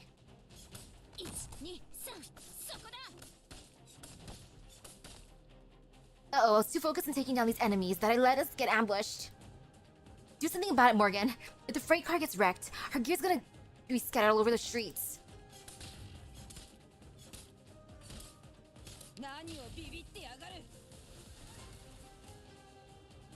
We need to activate the munitions factory command center to reroute the rail. By guiding the freight cars toward the command center, we'll be able to protect them. I should go get moving too.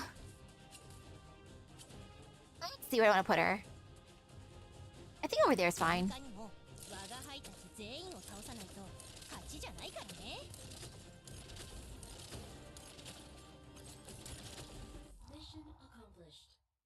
Ta-da! Did a thing!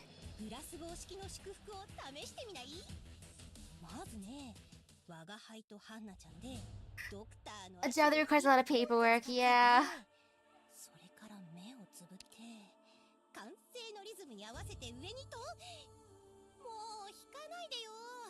Okay, I gotta check something real quick though. Hey, let's see how this is going. I didn't check my group thingy yet.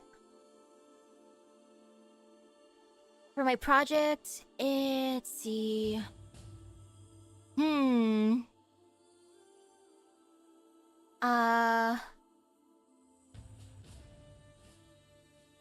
These projects that I do.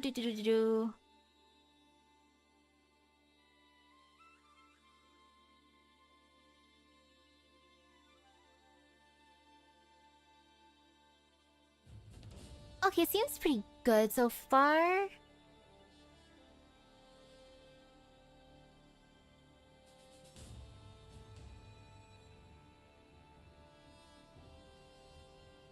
Because we got some stuff due on Sunday, so just double checking that thing.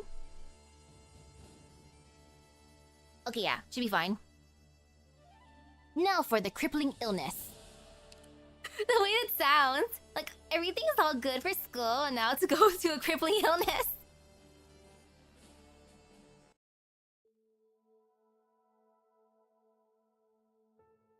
May the vast lands keep the Dealware kind. What other gotchas do I play? Fate Grand Order, Nikke, Honkai Star Rail, Girls Frontline 2, a bit of Blue Archive, a bit of AFK Arena. His people and all his wileage, whatever this is, and give them grace without ending. Then may we call and safely sing. Victoria Yeve thanks for our home.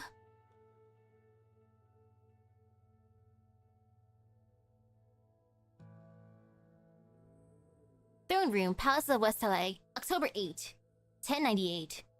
You've been humming the song ever since we stepped into the throne room. Do you like it? Like is too strong of a word. It just left an impression on me. My foster parents would hum it by my bedside whenever I couldn't sleep. Oh, I suffer with my gacha games a lot.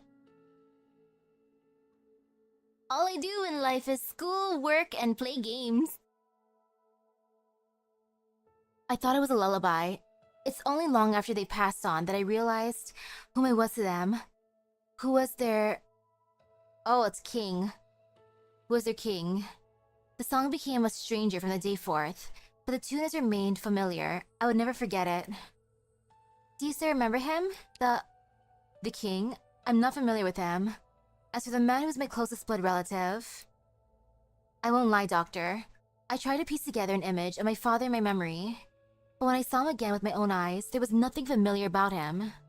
He was a king, and I'm just a gangster from the streets. We have nothing in common save for the name Victoria. There are more important things for me to think about. You heard the Dukes talking. They're ready to abandon Londinium, my home to whatever fate. This wasn't what I expected when Dr. Kelsey got you out of Chernobog and got me to plan a return to Victoria. But I've come too far to let it go. Responsibility is a curious thing. I can't let go of the Rhodes Islanders either. We're the same. You know, I can't let them go either. The Dukes know you can't let go of the people who need you. They're counting on it.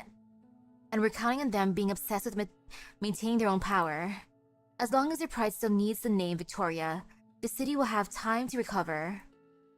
It's a deal where the outcome is predetermined, and both sides of the table know that. It's the people who have had my back through all this that keeps me going. We're home. The war is over. It's time to listen to their voices. Vina. What is it, Doctor? Perhaps the day will come when Rhodes Island doesn't approve of the choices you make. Perhaps the day will come when you don't approve of the choices Rhodes Island makes.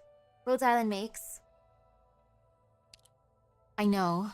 Many of us find it hard to accept that you assisted Wizardell and the evacuation of the remaining Sarkaz.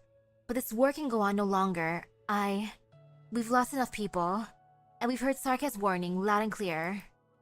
The ducal fleets held their positions during the retreat because they all got the news.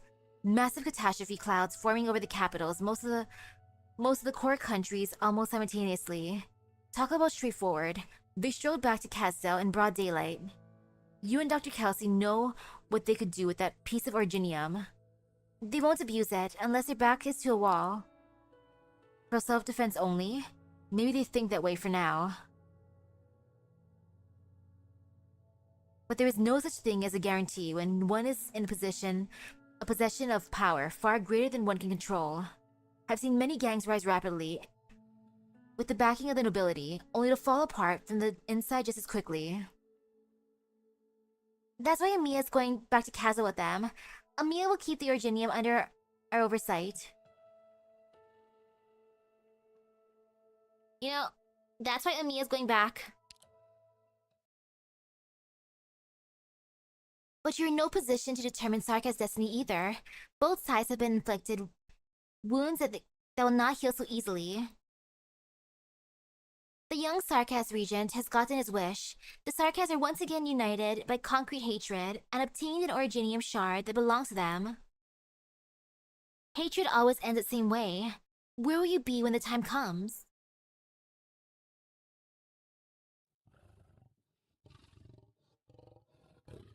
Oh, it be he.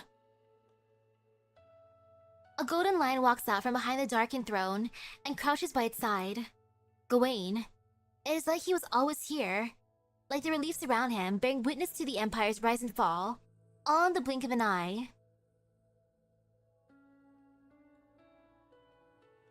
Sometimes for karaoke. Otherwise, posting song covers. Unlike the other nobles, Vina doesn't have an ambition to be king. You feel like that's why the crucial part, and also why she isn't fit to be king as well. True.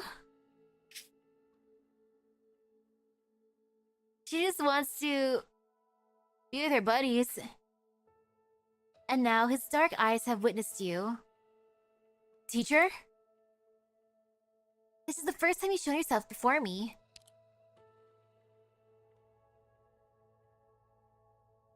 No need to fear. I am neither a monster nor an illusion. I show myself now because I must. Vina has chosen a path that she has not even considered until now. She must grow, and you're in a position to help her. Rose Island is already assisting her work in Londinium. That is not what I mean. I have no intention to interfere in Victoria's destiny, whatever it may be. But you have led her towards the confrontation with the destiny of terror itself, on which hope is hard to come by. I promised one who is long gone to walk with her until the very last, but now, even my own being is no longer a certainty. We will try not to drag others into it. I know Vina, when the day comes, she will stand with Rhodes Island, and you will need her. But where will you stand when that day comes? There is no need to answer. She will witness it on my behalf. You are neither her follower, nor mentor, nor foe. You already realize the ties you share are one of a kind. Perhaps we can afford to wait for a chance at a fresh start, but Vina cannot.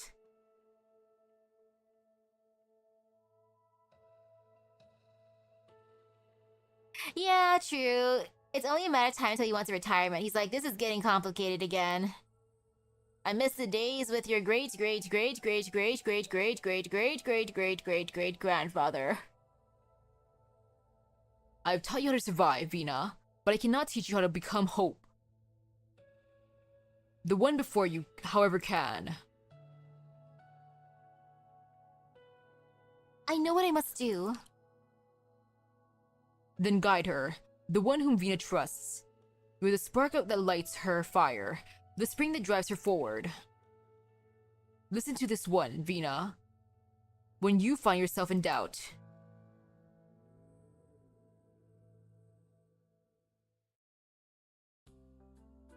Wow, such hope for me. Speaker's office, December 1098. What is this instrument, Vina? Engineering sample made by Rock, so it keeps tired workers from growing drowsy. But how's it different from just taking a nap? Does it work? Vina yawns, rubs her eyes, and continues to peruse the documents before her. No. What does wake you up, though, is responding to some 40 petitions to eliminate the traitor Milscar. Ugh. Have the citizens fighting over this outside calmed down? Yes, Horn brought a bunch of city guards newcomers straight out of the training camp. Thank goodness it didn't get out of hand. It helped that the soldiers had families and comrades on both sides. I really don't know what the people who still support Milscar are thinking. No surprise. It was Parliament that went back on its word first. We did have trouble with our medicine supply, and our stuff gave people hope. Only false hope, though. First, I thought you sent the defense forces to crack down. Using violence to suppress innocent countrymen is the most cowardly and less effective method. Why are you looking at me like that? Just feeling dumb for worrying at all. Don't tease me. I've got a long way to go before I'm used to this role. Thank goodness I have a lot of help from people I can trust. My teacher, the doctor, and you, and many others. She stretches, puts down Rock sample, and lets out a long exhalation. I'll be stumbling in the dark without the intel from your informants and our Rhodes Island colleagues. But Milscar, selling dangerous drugs of unknown origin, offering predatory loans, threatening the lives of the citizenry, and colluding with the Sarkaz. All the evidence lies in my drawer. All of it corroborated. She cannot be allowed to run unchecked just because some few benefited from association with her. Allerdale, it's not just her, Delphine.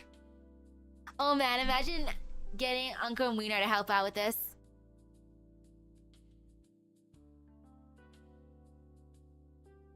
No one wants to see this hard-earned peace broken again. Not after we've been through. Parliament promised safety to the people. I know that what must be done. Very well, an old friend has a lead on her that might interest you. By the way, I've given serious consideration to the doctor's suggestion. Once things have settled down for a bit, I'll return to Windermere and take back certain things that have always belonged to me. How long will you be? I don't know, but the doctor's right. I need what Mother left behind if I'm to help you. Even if I was reluctant at the time of her death. Thank you. It's for myself too, Victoria— Lynn Cardine. I must see for myself that which Mother cared so much about. It's the only way you can get closer to her.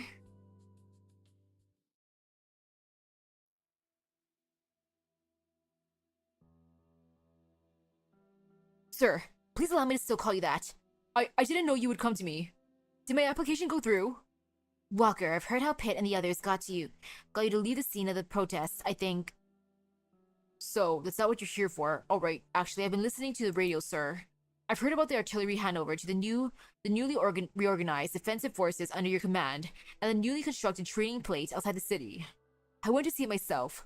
The facilities are superb. I can even imagine myself training there. I'm sorry, Walker, but I can't approve your application to join the defense forces. Sure, if I'm not up to standard, I'll redouble my... You know your own health. Training and fighting will only make it worse. My condition is under control. I'm taking medicine. I haven't felt any pain from the rocks for a while. I'm getting better. Milscar's medicine, right? We've analyzed it, and it's... Nothing more than a painkiller, I know. But that's what we need. Parliament's medicine rations are running out, aren't they? At least this makes me feel better for a while and lets me practice wielding his crossbow with one hand. I'll pass the Defense Forces test, sir. There will be hope as long as we make it back home, no matter how bloody goddamned hard life is. That's what you told me during the defense of Chetley. We're the exemplars. We make miracles. What about life after the miracle, then? Where do the exemplars go? Horton said that miracle of the previous exemplars lived on in Gaul. In the textbooks and military schools, what about us? It was a question no one needed to think about before we truly returned to Londinium. When the city broadcast announced that the city belonged to the Victorians again, the youngest girl in my group asked me, "Where do we go from here?" I said we go home. I'll go back to the slobber knocker with Hannah, Vina, and Dagda, and you will go home too. But the girl told me, I don't have a home anymore. I only have you.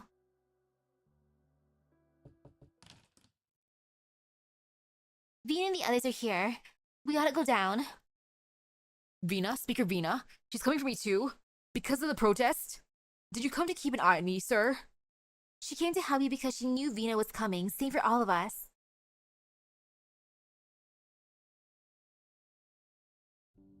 The difference, though, in the areas. Like over here, look at how much drama is happening after the war. Versus in Sarkaz, we had the silly event with the ghosties. With the old men voices. There is no warmth in Londinium sunset. The survivors do not remember it if it had always been this way. Those who come after will not even question it. Once the Shard was the pride of this old nomadic city, now people pay careful attention not to step into its shadow. They all remember the day that terror itself descended upon its pinnacle, beneath the burning red sky. We get Nip's bizarre adventure, and then we get this. Sadness. Two walk side by side through the sparse crowd, the setting sun drawing long shadows behind them. Those they pass bow to them, then go back to the work at hand, humming. Then may we constantly sing, Victoria Yeve thanks for our home. The refurbishment of the Shard seems to be proceeding ahead of schedule. Rose Island helped a lot, providing medicine, taking in patients, and the engineering department has been helping with construction work in the city. The initial incident left such an impression on the people that the proposal to modify the Shard met no significant opposition. And we're cleaning up the Originium crystal growths in the city while we're at it. But the engineers of the Self-Salvation Corps say it'll take some time for things to go back to normal, even the mobility layers affected. Have we confirmed the retrieval team for the Shard's core technologies?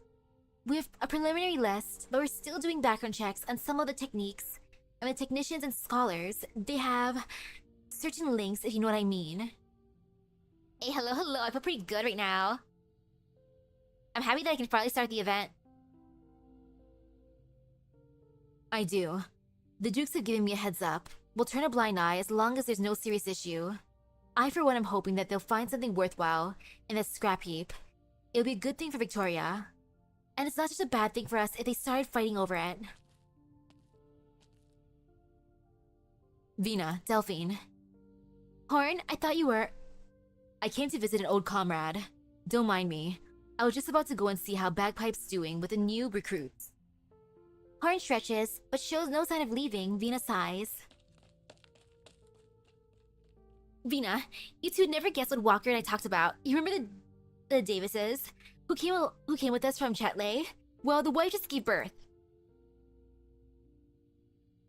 I know why you're here, Morgan. Walker and the protests are a matter of parliament. It's not something I should get involved in. I'm just here to talk about the whereabouts of Milscar. Thanks, but there's no need to make things difficult for Madam Speaker. I trust Parliament. I know many MPs. Fine people. Parliament is not as simple as you think. There are those who would prefer to escalate the issue. But resolving the Milscar issue as soon as possible is in the best interest of everyone, including you.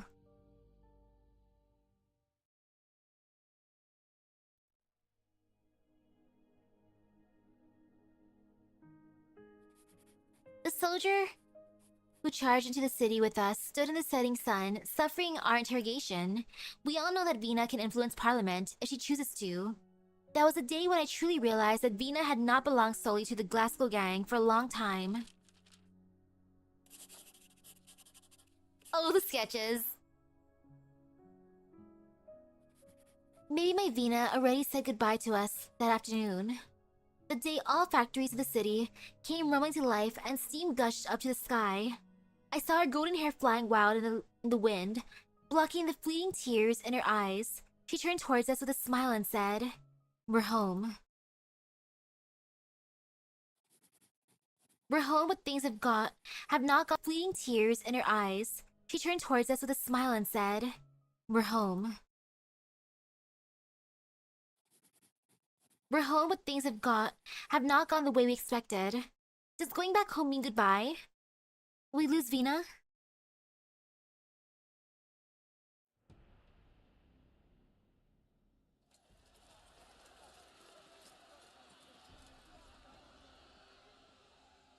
Okay, hope it's not down again.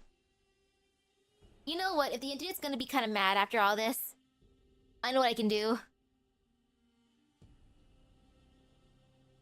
Like, one thing I think that could work out is doing this section, and then maybe continuing more of it on Sunday. So I can do partial on Sunday, maybe like 3 hours before my usual stream time. Do a few more sections there, and then finish the rest on Monday to cut it up good. Because at least this is the third one, technically. Like, main story part, and then 1 and 2, so that's technically 3. Assuming that the internet's gonna, like, last for this long, let's just see. We'll give it, like, we'll give it a bit to try to be nice. Like, oi. Oi, please be decent. Come on. Yeah, it seems like it's gonna be fine for now-ish. Keyword-ish. The factories welcome us. There are survivors in the city. Why do you stand in our way? I'm sorry, Duke's orders. The exemplars must not act on their own until the Dukes have come to a conclusion. Okay. See ya.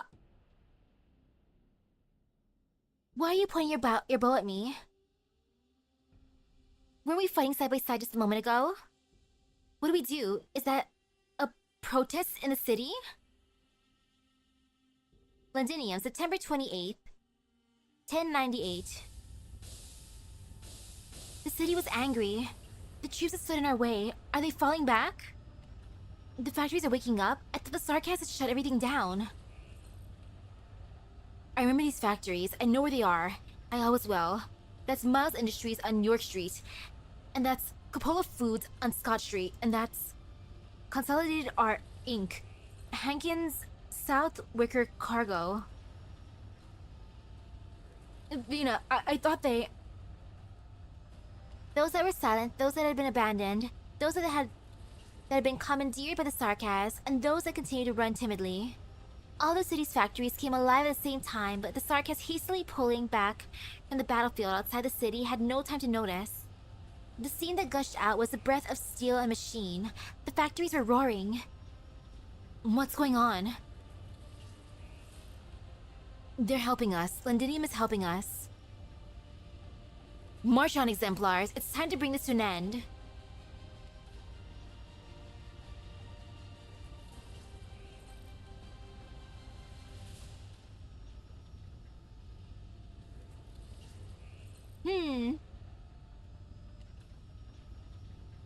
Yeah, they're just doing his plan, but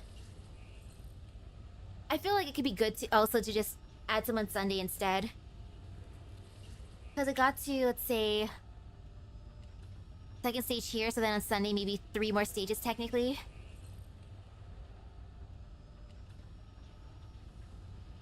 How many stages were there in total again?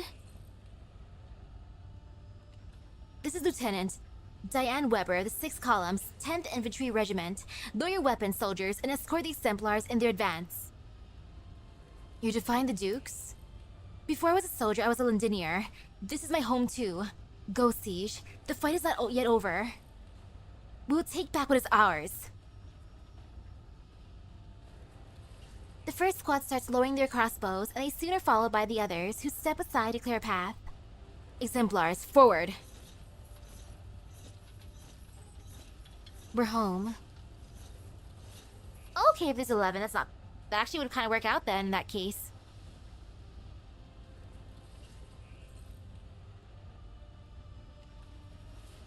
Keep the factories running at full steam. Keep the sarcasm at bay just a bit longer. The Dukes want people to think there's no Victorians left alive, justifying them sitting on their hands out there. But we'll make them hear we're still alive. We're still here. The people outside the walls will know we haven't given up yet. Hi, Percival. Thanks for the assist, Madam Catherine. You can trust our guys. Everyone has a trick or two up their sleeves. 90 others are working on the other factories. This whole city's about to rise up. Are you coming back, Faced? Heidi! Is it on? On it is. The other factories have also been restored, just as the doctor planned. It's not just the citizens that are helping us though. There are other people, and they call themselves... Reunion.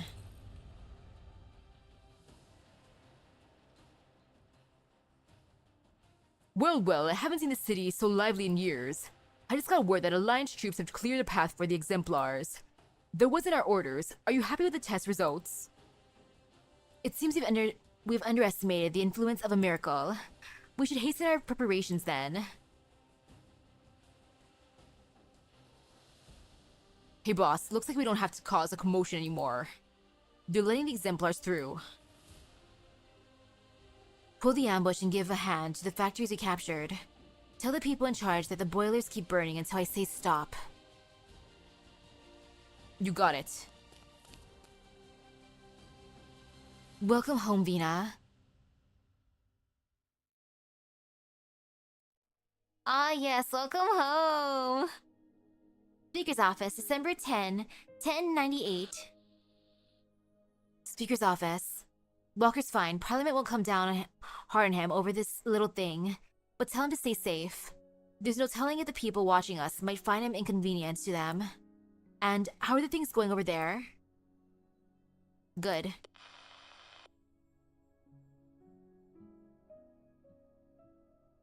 We'll find you. Allerdale.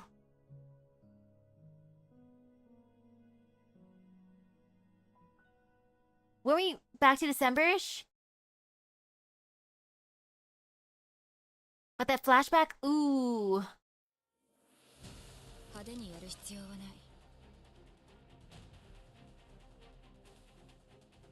Let's see how I want to do this.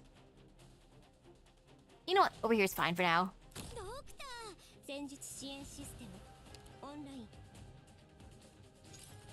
Well, I let him get a weapon. That's my bad.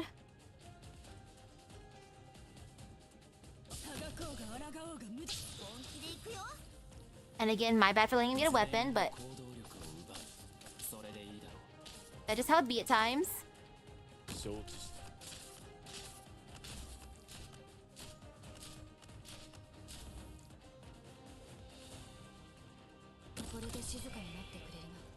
Oh wait, that's how I grab it, by putting someone there, my bad.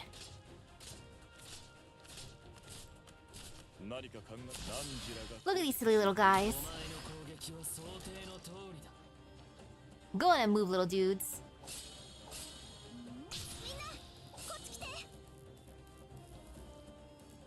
Silly little fellas. Hey.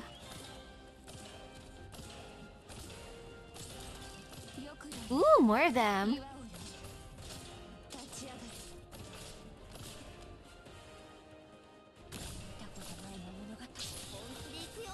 Well, that's fun.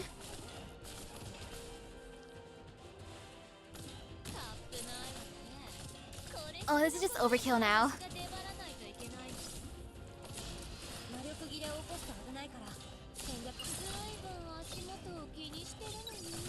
I feel like it should be overkill. Okay, yeah, that's overkill now. Hey.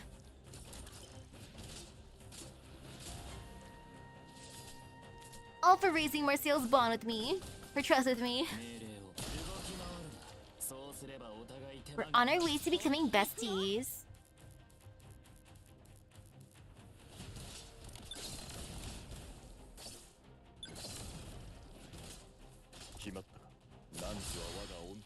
Okay, just 2 more. And done. Woohoo!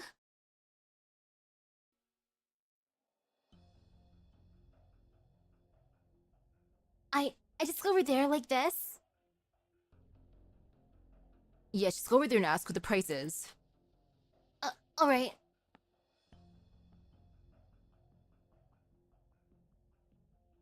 The child approaches the merchant's stall and timidly pursues the wares. Fireworks kid. Yeah.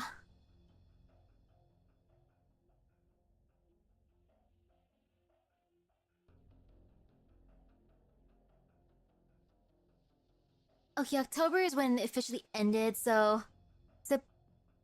early September is probably... when Risa passed on. Oh, okay.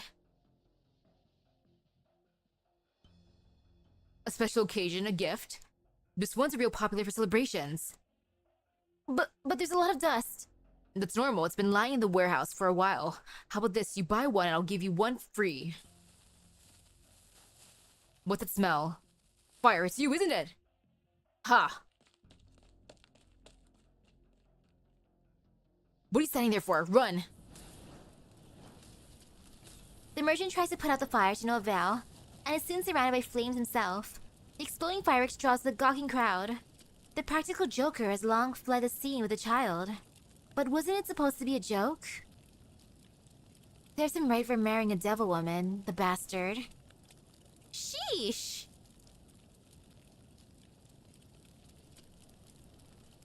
The fire's getting bigger. I'll grab the man. You get the crowd out of here. Yes, ma'am. Bagpipe to the rescue. The pile driver's spear rips the flames apart.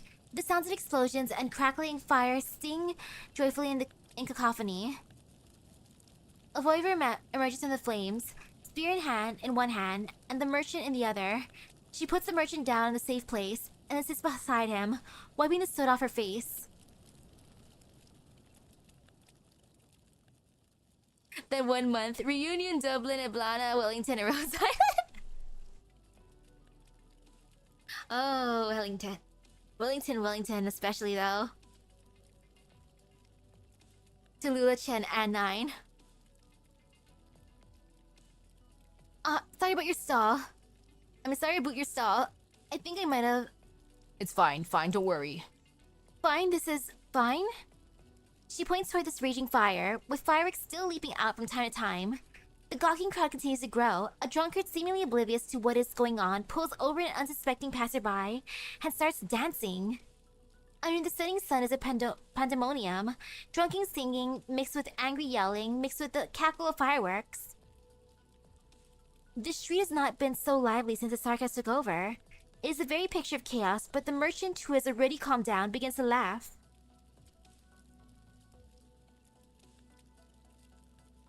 Yeah, Salem would fight to the bitter end. With Wellington going after him as well. I haven't seen the folks so happy in a very long time. Brings back memories. But it's your stall's on fire. You know what? I'm in a good mood today. Let's just call it a fireworks show for everyone. Between you and me, ma'am, my wife can finally leave the city tonight. No injuries, ma'am. Should we go after the troublemaker? Well, nobody got hurt. We've got a duty to handle anyone who commits an offense. Well, thank you in any case. Say, can you dance or play an instrument? What? Can't let good fireworks go to waste, can I? Maybe my wife will hear the commotion. My way of saying goodbye. I'm sorry to miss the wartime. Even working on the farm, anything's easier than this keeping the peace business. But hey, if everyone's happy, then who am I to complain? Once she's satisfied there's no danger, she lies down in the crate by the roadside, stretches and lets the beams of the setting sun fall upon her face. Give me a haystack over this any day. Where are you, Chen Chen?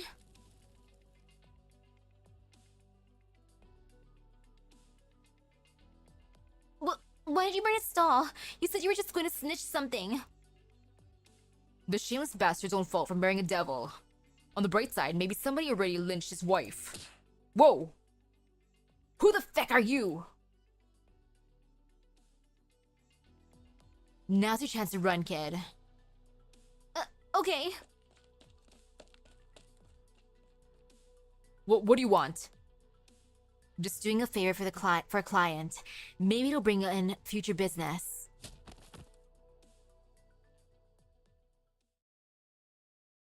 Well, what's the situation with dispatch? Coast is clear, and the head count checks out, no problem. But word in the streets is that Parliament is looking for you. Nothing they can actually do about it. Same as before. Don't cause any trouble. Speaking of trouble, there's a kid in this batch that's giving us a hard time. Why can't I see my dad one last time before we leave? This man says there's fireworks outside. It's Dad's fireworks. Shh, quiet. You don't want to leave either, do you, Mom? The sarcasm covers the child's mouth and holds her tightly, gazing up nervously at the woman looking quietly down at her. I'm sorry, she's just not used to this. Her father never left her side, even during the war. Our deal with your husband was to get you out of the city. The rest is not my business. If you want to stay, that's also your own decision. Ma'am, they're just scared because they've never been through anything like this. None of us have. Don't worry, I'll take care of the girl. She won't cause you any trouble. But where are we going? What about Dad? He'll come find us once he's taking care of things at home. I knew this time would come, the day people from Kazdo came. You don't like the military commission? Isn't Teresa's your legendary hero? I'm every bit of Londonier that you are. I'd never been anywhere else since I was born, and I don't even know no Teresas. Your accent, that's not how commoners talk. I take it you ended up here because of folks from Kasdel. Never mind. You're a good person, ma'am.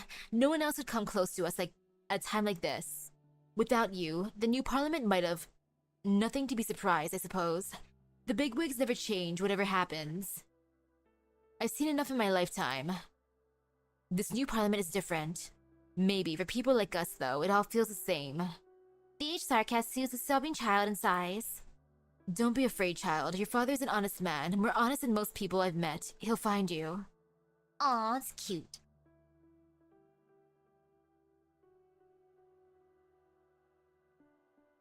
Ooh.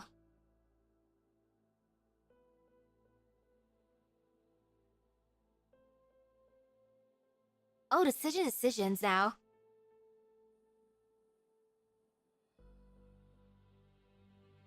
Cause breaking it up to like 3 bunches would be kind of good too. Actually, let me double check one thing real quick. Let me stare at something.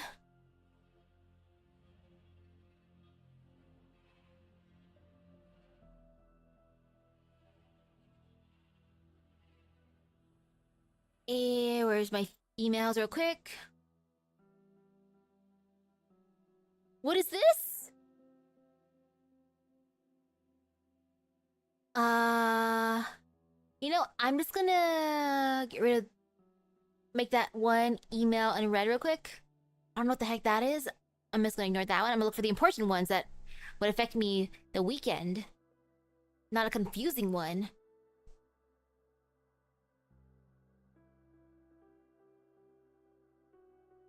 Okay, do.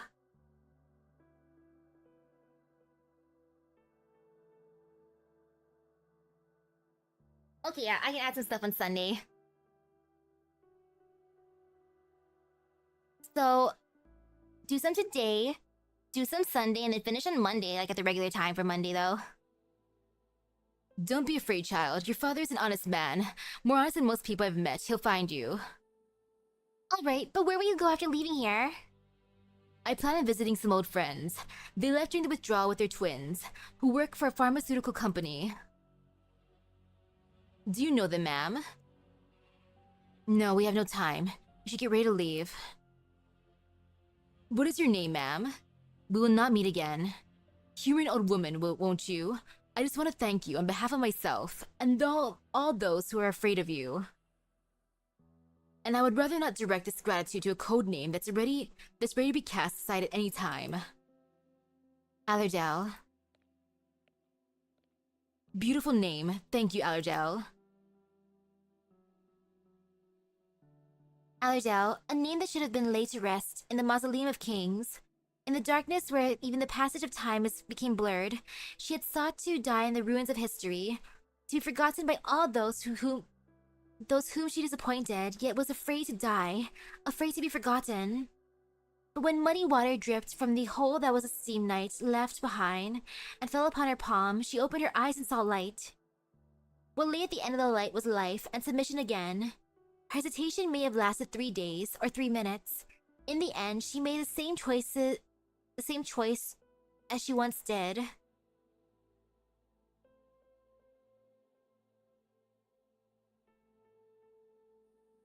You will meet Vina again someday.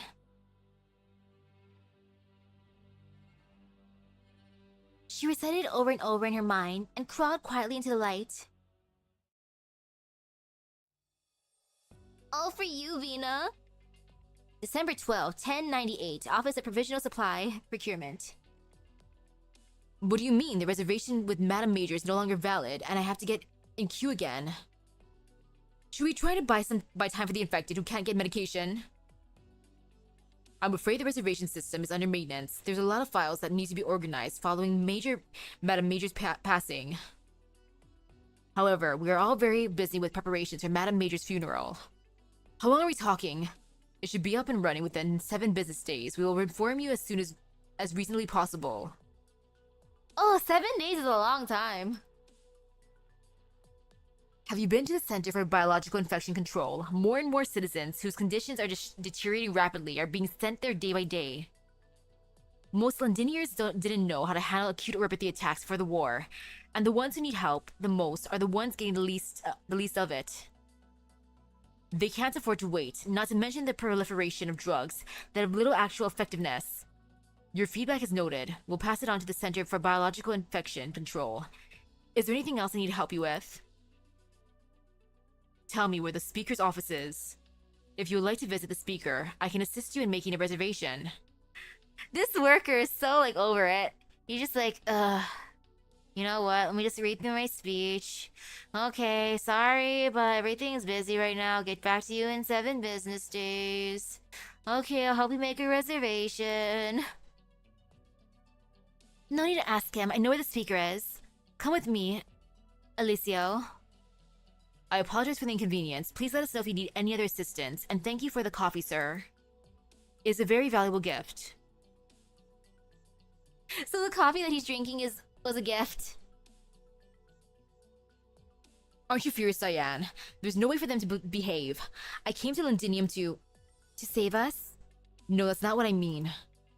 But it's what you think, isn't it? I mean no offense. I'm grateful that you've put a roof over my head, but I also see there's nothing but chaos in this matter of helping the infected here.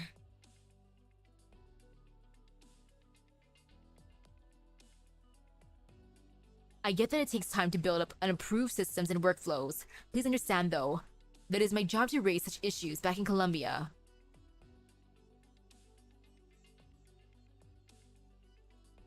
It probably still applies even as Milscar. Heck, she's probably thinking to herself too, Vina's the light for the people, so I shall be the darkness that accompanies her. I just want to see more regulated and effective workflow to provide help to more infected. If I may say so, we're a little ahead on that front. I've never been to Colombia, Alicio, so I don't know how people like us are treated back where you call home. I would love to see it if I get the chance. But that gentleman has done nothing wrong. He has done what he was tasked of him. In such cases, in fact, he has done it better than any of his predecessors. Londinium has many problems, but things are getting better, even better than before the war. It seems he trusts his new parliament. No, but I trust the speaker. Come, I'll take you to her. How do you know where she is? I take it you Colombians are not in the habit of listening to the broadcasts. Well, we're more used to watching. Never mind. Where's the speaker? At the memorial service with Madame Major. Here, there's so many people. How do we get to the speaker?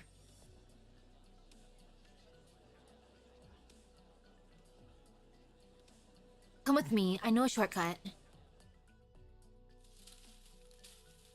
Through the window, Alicio sees Vina Victoria for the first time. He has done his homework and heard the legends of the young speaker during the war. He thought the speaker would be more impressive. When he sees the well-dressed Aslan speaking at the podium, he feels nothing but disappointment. Vina Victoria is not nearly as splendid as he imagined. Are you lost? If you're here for the service, then the entrance is that way. Would you like a hand, Alicio? Oh, thank you. Hey, how did you... I was the one who put the files on Pure Heart Medical and yourself on the speaker's table, long before you arrived in Londinium. So you know what I'm here for? Of course. And the speaker knows that I've been trying to do for the past few days? Of course. Unfortunately, it's not that simple. I thought the speaker would be different from the other nobles I met. Alicio. It's fine. I would just like to clear up the misunderstanding. This is not Colombia, Alicio, and it is arrogance to judge us by your standards. Sometimes we must follow the rules first in order to change things. Freaking Alicio. I'm used to seeing things on TV rather than listening to radio broadcasts, and I can't believe you're making me wait. Alicio, come on. Be a bit understanding, dude. Like, they just went through a major war.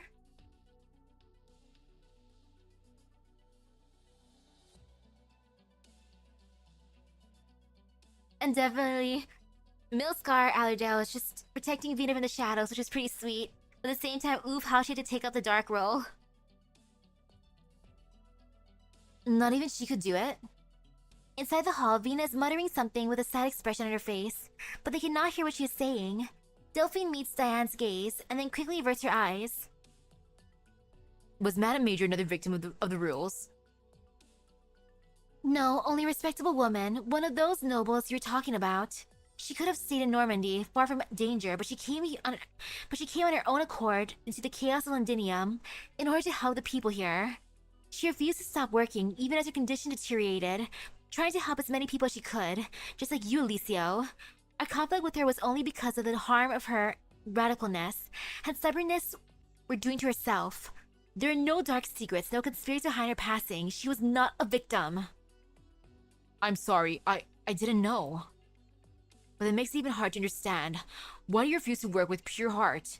We're just trying to solve your problems. Are you aware that Pure Heart Medical is backed by the Colombian Department of Defense and the Maylander Foundation? Of course, the military and foundation have always been our main stakeholders. You are a good, responsible man. Feel free to come and find me if you insist on carrying out the responsibility.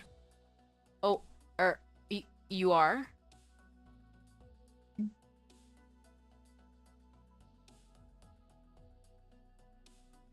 Delphine Windermere. You may call me Delphine. Looks like your company has work to do when it comes to client research. I'm not giving up, Lady Delphine. I believe we can help Londinium. I can't make any promises on behalf of Vienna or Parliament, but believe me when I say that we want to heal the city more than anyone else. But if you would like, you can come with me or say goodbye to Madame Major. And to all those who have died in the chaos of the past few years. The bell of morning tolls, foul beasts glide close to the ground, a sign of impending rain. Impeding rain. Right now, though, nobody pays any heed. Their heads are bowed. No tears are shed. War has already spent the city of its last drop.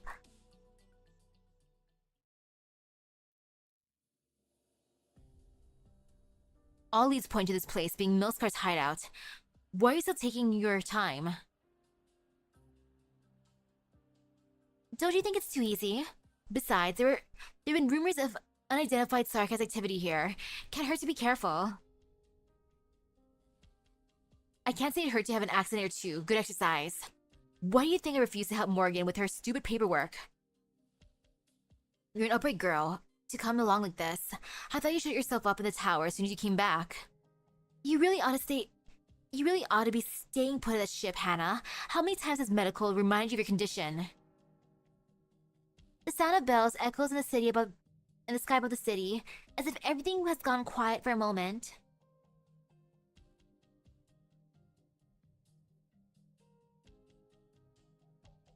The memorial service has started.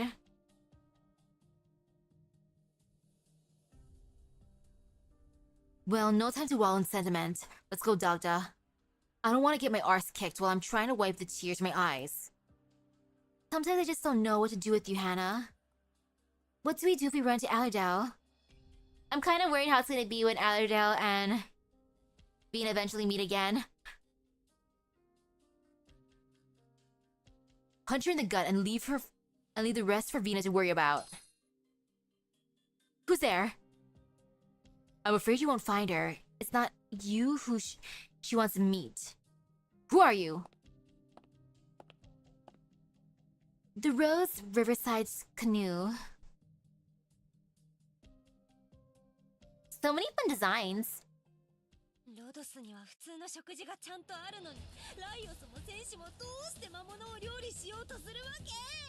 Canoe.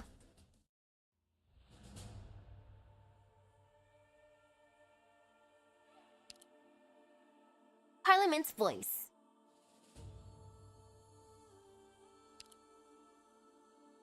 And let's go.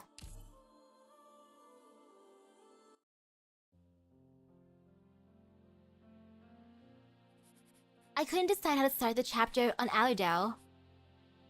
When I decided to write one for her, I realized I knew so little about the name that should have been so familiar to me.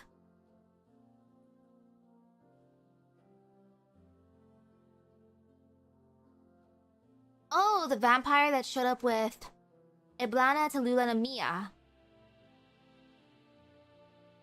The last Cumberland. The one who betrayed us. The one who gave her life to save us. The one who bragged about her cream stew. Milskar, Caster's minion. Cumberland, the ever on high. Which one was the real Allerdale?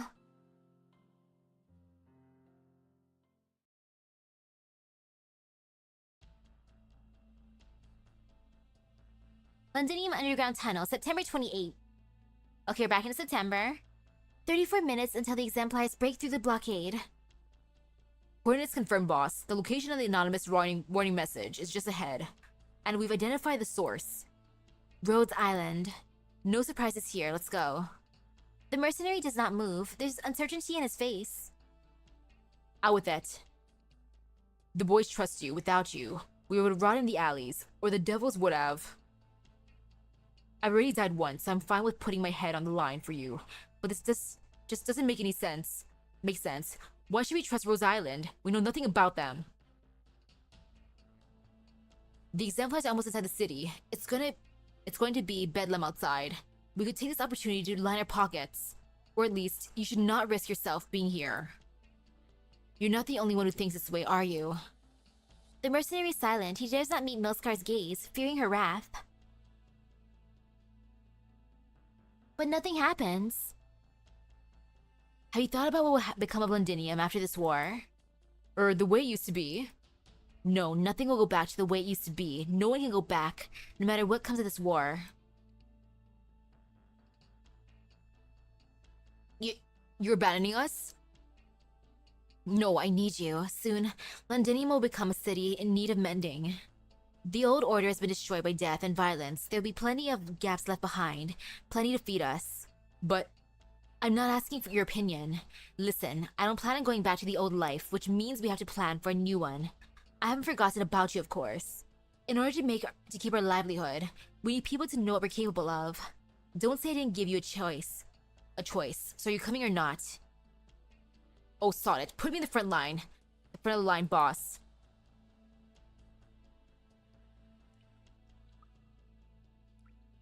I'm not imagining it, am I? What is this? The blood-red rocks in the gaps of the frame and the furnace. Did the devils hide them here? What are they planning? Vampire stuff. There's a faint smell of blood in the air. She recalls the unrushing, squirming monsters that came straight out of a nightmare. Boss, I found something here. A Ducal Alliance soldier. Something's not right. He hasn't been dead for long. The name tag: 5th Infantry Regiment, 8th Column, rank Major. The Earl of March's troops and the Duke of Normandy. No external wounds, but the death was not natural. Her unit should still be outside the walls. Why would a major from the unit be here? Where'd they come from? Kill them. And quickly. The orders must not be delayed. There are other altars that still need to be activated. There's no time. The Devil's House is surrounded. There's no way out. Oh, my door's being knocked on.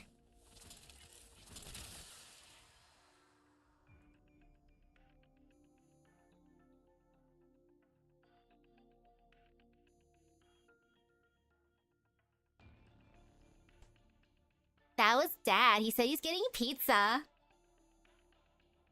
Yay, I get pizza soon. Maybe even after this part of the story, the section. Oh my goodness, yay.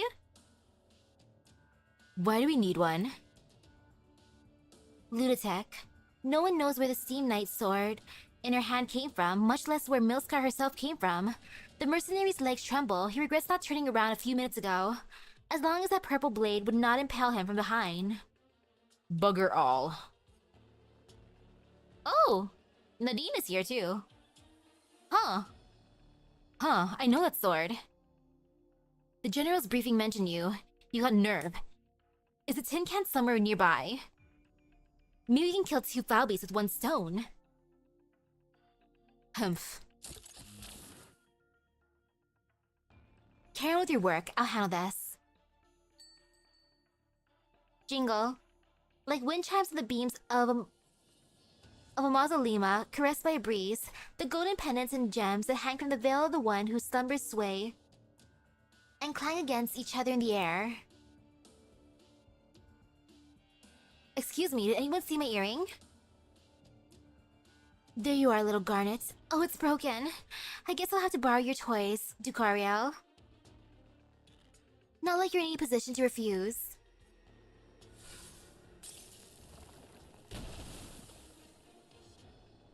The blood-red altar within the iron frame begins to glow, but quickly goes dark again and then shatters.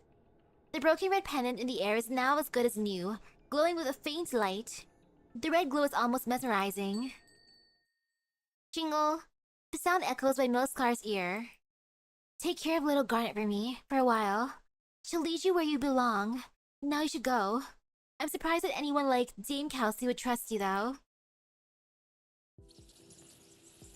Oh, I like this image. Like Dame Kelsey, though. She sees the red and black figure. Looks like I got a thumbnail image. Why would a vampire save my life? Dame Kelsey? Dr. Kelsey, Rhodes Island? What are they planning? She has many questions, but finds herself holding the cold conical earring in her hand. There's no time to waste if you want to help that one. This is not the only altar in these parts. What do I do? She will tell you. Milskar suddenly feels a pulse from the earring in her hand, like a heartbeat. Stop her. Shh. Sarcasm expletive. Nadine feels all of the blood in her body rush back towards her heart for a second, and the vertigo that comes with it. For the first time, she envies the kindred who had abandoned flesh and blood. Oh yeah, that might be too. Yeah, you're right. She might have got her pet back because of that. Because of the vampire, makes sense. The path has been prepared. Take care of her, she will guide you to me.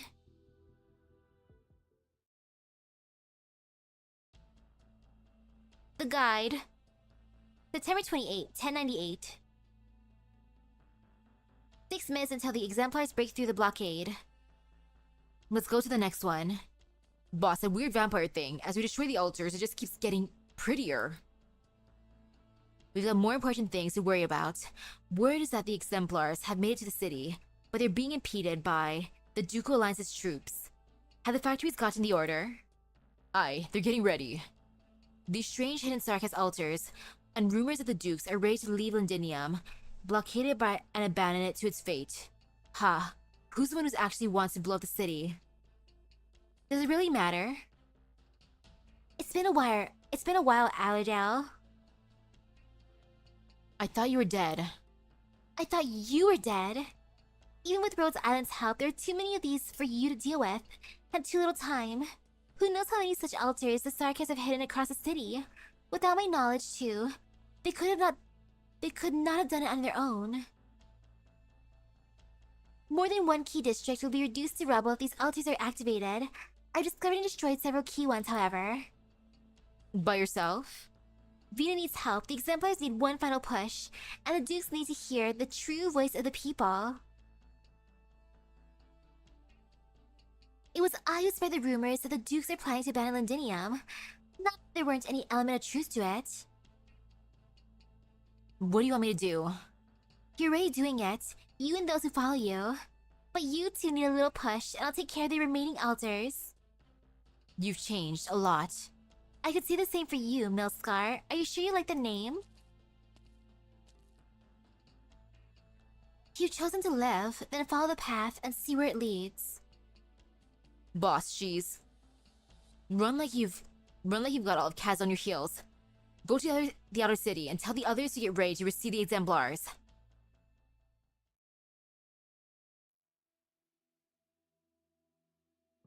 It's interesting seeing how much stuff was going on behind the scenes. September 28, Londinium. The exemplars break through the blockade. Across the city, factories roar to life, welcoming them home. I keep thinking back to that afternoon.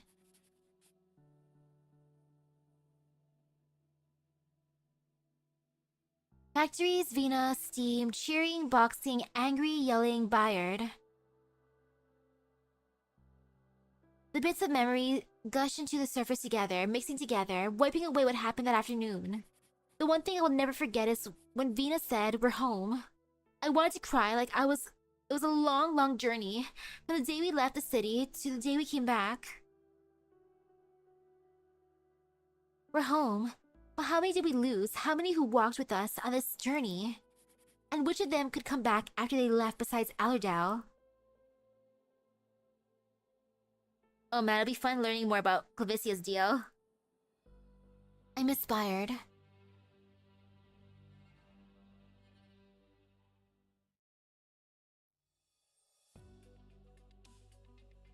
Exemplars Camp, September 30th, 1098. 2 days after the exemplars break through the blockade. I never knew taking inventory could be such a pain. Taking inventory of the factories on our own turf back in the day wasn't half as bad. If this is a pain, I'll gladly take more pain. It sure is exciting though to see so many people supporting us. Yeah, and we've been at this all night. The sun's already coming up. We have to push forward. The others can only buy so much time. Word from Wizardel is that they threw a dozen wrenches into the military commission system of command, but the Notchzerers are still guarding Westhaleg. We've been inside the city for 2 days, but there's been little sign of movement from them. Weren't there rumors that Teresa's has abandoned them, gone to hiding? Maybe that's why the Notchzerers aren't moving.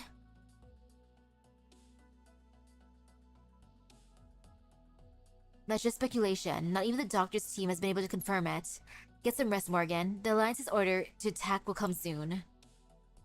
I just don't like counting, that's all. I want to help Dogda. I reckon I've got a little more experience sweet-talking people into helping us. Delphine is persuading the nobles, who are still on the fence. Hannah and Catherine are organizing the surviving workers and the Self-Salvation Corps. I have no doubt they can get it done. But Dogda, she's not really the temperament for this. Go help her. Phew. Let's continue. Supplies from Heidi. Improvised weapons of the Self-Salvation Corps. Huh? What's this at the bottom? It's on the list. She looks around and sees only exemplars transporting supplies. She recognizes all their faces. She carefully examines the box. After being satisfied that there is no threat, she opens it. She is struck dumb by what she sees. It is a set of clothing. The cool rays of the morning sun shine upon an emblem. The emblem of House Victoria, her house. Vina feels a bout of anger. Is this some kind of sick joke? Wait, no. She recognizes his outfit in her hands. It belonged to the Victorian royal family. Why is it here? Who found it and delivered to her? She can only come to one conclusion, a single name.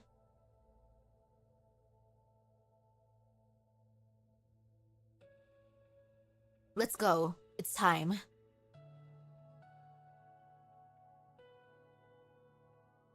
What's the situation, boss? The equipment is inferior to the Alliance's. The Dukes are having the exemplars take the brunt of the fighting. Casualties will be heavy. But this is also an opportunity. The Dukes want a hero. The people need a hero. Why not add a finishing touch to the story? You're betting on them to win. Bets? No, the bets were already made when the battle outside the walls ended. This is just the last chance to double down. No idea how that works, but whatever you say, what's next? We kill. There'll be chaos once the final battle begins. And opportunities too. I'm not about to let them do whatever they want right under my nose.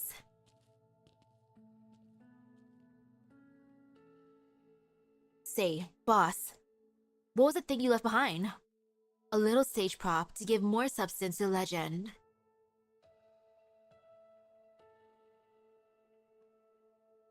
That's fun. Actually, no, it's not gonna just be Milscar, it's gonna be Clovicia too.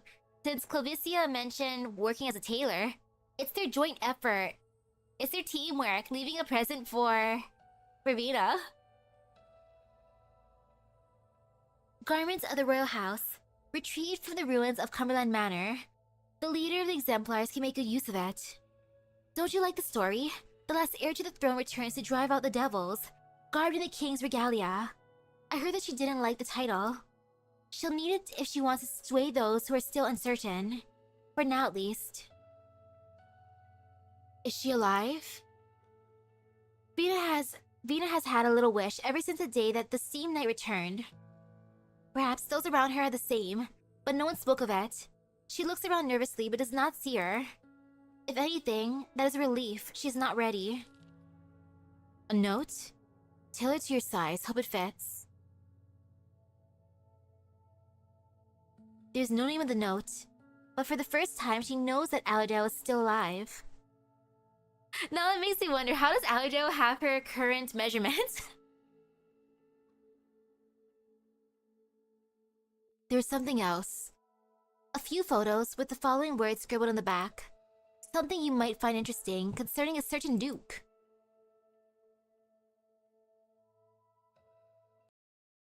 Ooh. A certain duke, eh?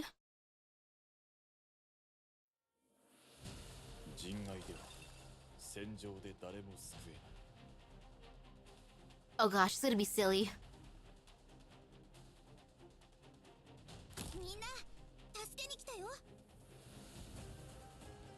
That's still fine. You know, silly is good.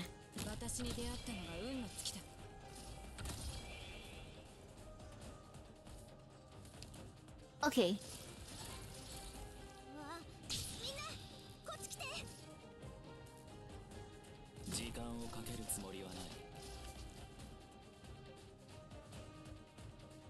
Actually, not right there. Right here, yeah.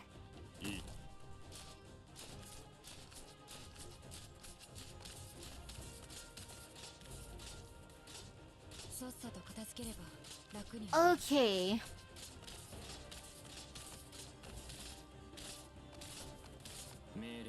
They're just having fun spreading those rumors then.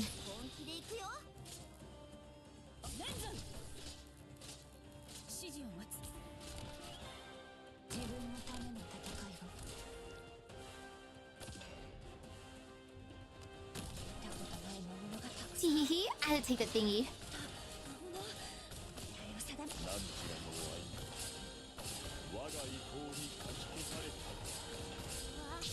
All is fine.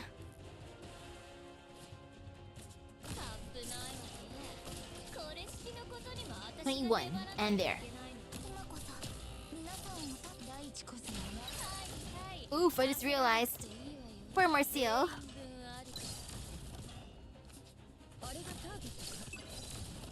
I'm sorry, Marcel, I didn't mean for it to end this way.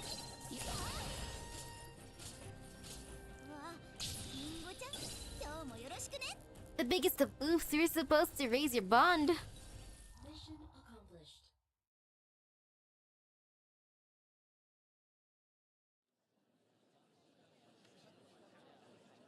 December 15, 1098.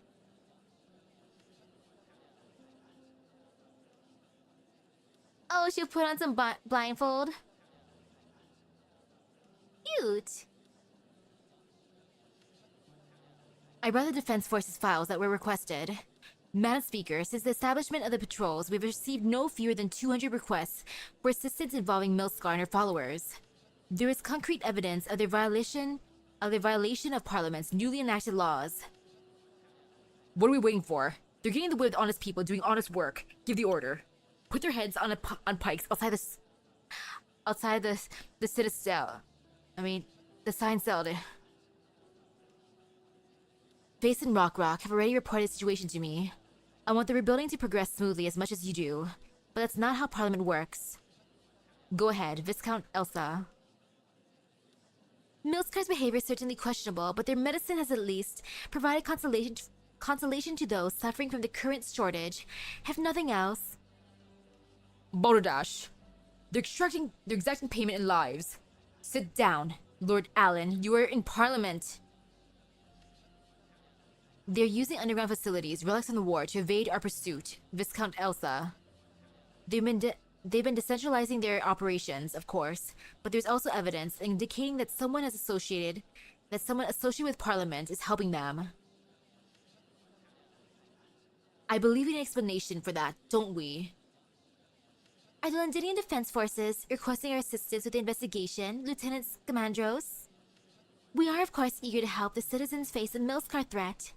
I could contact Her Grace, the Duke of Castor, to arrange for personnel to be deployed to Londinium.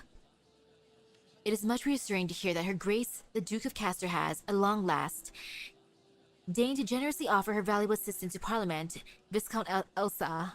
I am very curious to know if other dukes will do the same. Baron Hector, Viscount Gideon, Dr. Herman, and Academician Erwin. May I trust you to pass on the message to the other dukes, should you, by chance, have the opportunity to communicate with them? Star, the members whose names are called, who have been keeping a low profile in the room, are left with little choice but to smile and bow to Vina. There is no affirmation or denial, but the argument in the chamber has evaporated, as though it never existed to begin with. A special provisional court will be convened of the members of Parliament to deal with the Milscar issue. Milscar will, of course, be granted the opportunity to present her defense. There's a whispering amongst the seats, but no objections. Will she show up at the trial, though? If she does not appear, she will forfeit her right to a defense, and the court shall pass judgment in a fair and just manner. Horn, kindly instruct patrols to take Milscar into custody and bring her to the parliamentary chamber. Prior to Parliament's recess today. She has 2 hours. I will wait for her here.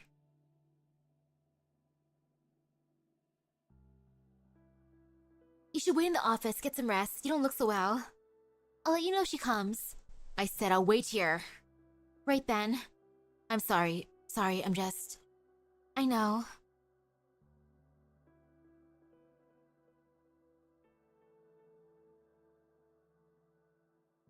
I don't understand. There's so many things that are much more urgent, infected and needed treatment, shortage of supplies, rebuilding the city, restoring order. My desk is constantly covered in important matters that require my attention.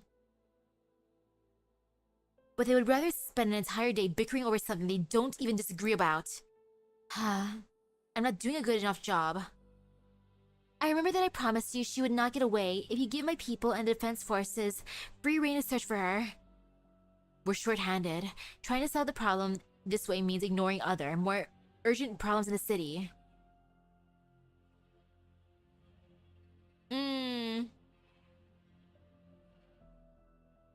I'm not sure she'll show up to the court. Then why do you think you're not doing a good enough job? Don't try to carry a nomadic city in your back. That's what the tracks underneath it are for.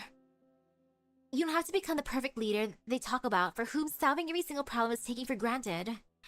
Besides, from Milscar to the protests to the medicine shortage, the shadow of the Dukes loom large over all these recent affairs.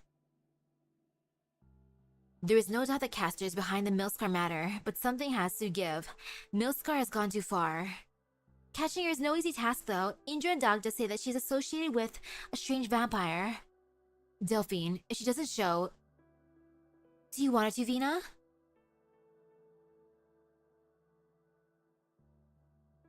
Milscar Hideout, December 15. Why are you blindfolding me? I paid my husband's bill. Yes, ma'am. You're an honest woman. You've paid the bill of Mickey Robinson. The boss sends her condolences. Your husband made many contributions to the city. Can I go now? Of course. Once you paid your other debt, that is. 2 contracts, one signed by your husband, the one you just paid. Another signed by you on behalf of your husband. But he's gone. He's gone, but the medicine isn't. Here, do take it. Now let's talk about your bill. We accept credit, of course. We don't. Oh, boss, since when we don't... Just now, take her to get some rest. All right, and then? Send her to the sign cell. The honorable MPs are waiting for me, aren't they? Oh, is she actually going? Okay, we're back here again. Out of the way, let the doctors work. We've identified the victim, Vina. One Mrs. Lawrence of Norport. Are the injuries life-threatening? No, the vital organs are unharmed. She just lost a lot of blood. Milscar's people did it. Rumors are beginning to spread, and that's not a good thing. Her husband, Mickey Robinson, recently passed away from acute neuropathy after being unable to get proper treatment. He was one of the exemplars who came home with us. This is her answer. Escort Mrs. Lawrence to the Defense Forces medical camp, Delphine. What about you? 2 more minutes. I will keep the word of the Provisional Court and my own. At Delphine's behest, several MPs carefully carried the unconscious woman out of the parliamentary chamber. The carpet on the floor, which has only recently been replaced, is soaked in her blood. Oof. It was a Sarkis who had bled here 2 months ago. An eye for an eye, in a way. There is order on the floor again. 1 more minute. There is no one except 2 black feathers that seem to be staring at Vina. They fell from the unconscious woman. As the group carrying her walked past, they were swept up into the air, only to slowly drift down. That is the place where she should have stood.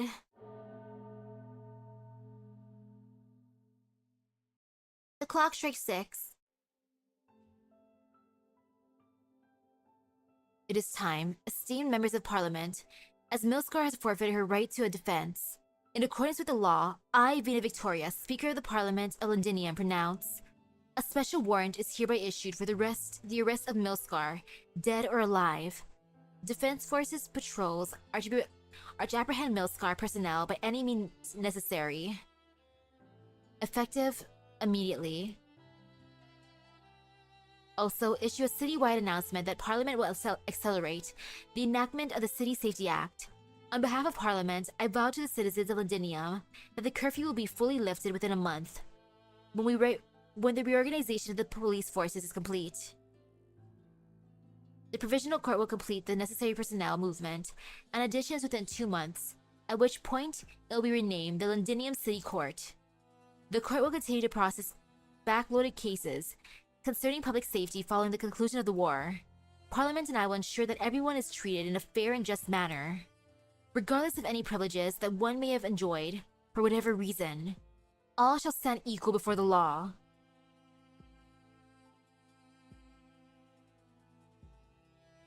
What kind of leader do you want to be, Vina?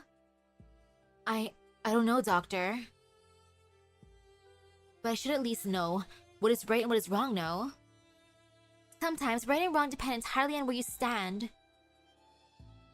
Then what should I do? Accept those who despise you, for they keep you vigilant.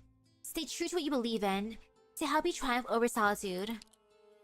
I learned that from a friend who recently left us.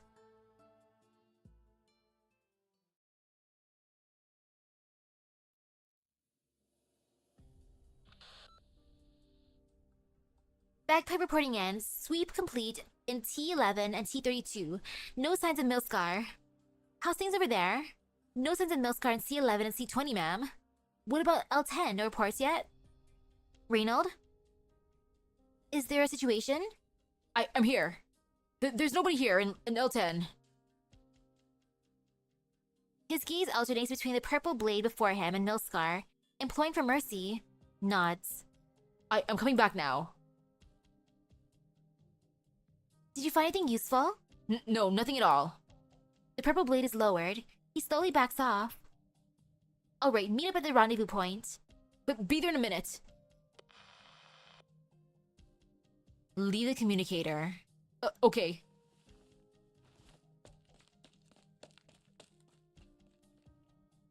He keeps his eyes on Milscar in the shadows. Once he is sure that she is not going to kill him, he drops the communicator and flees for his life.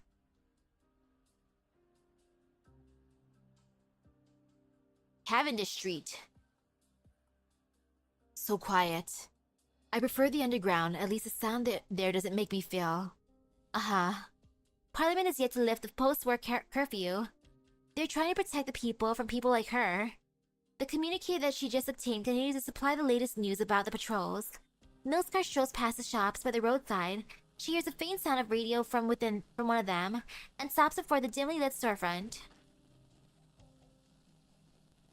What do you think of Madam Speaker's announcement that the curfew will be lifted in stages as law and order restored, Hans? Considering the current pace at which the police and courts are being reorganized, a joke if you ask me. Who's arresting whom and who's judging whom? You don't trust Parliament? Many citizens sleep under their beds, knowing that Parliament sleep sounder on their beds, knowing that Parliament has been hard at work rooting out the remaining devils over the past 2 months. Today's sweep of underground insurgents has been particularly effective, eliminating another long-term threat to public safety. In the span of 3 hours, we have received thousands of messages from citizens expressing their gratitude to Parliament, in particular to our honorable, dare I say, majestic even, Madam Speaker. Oof.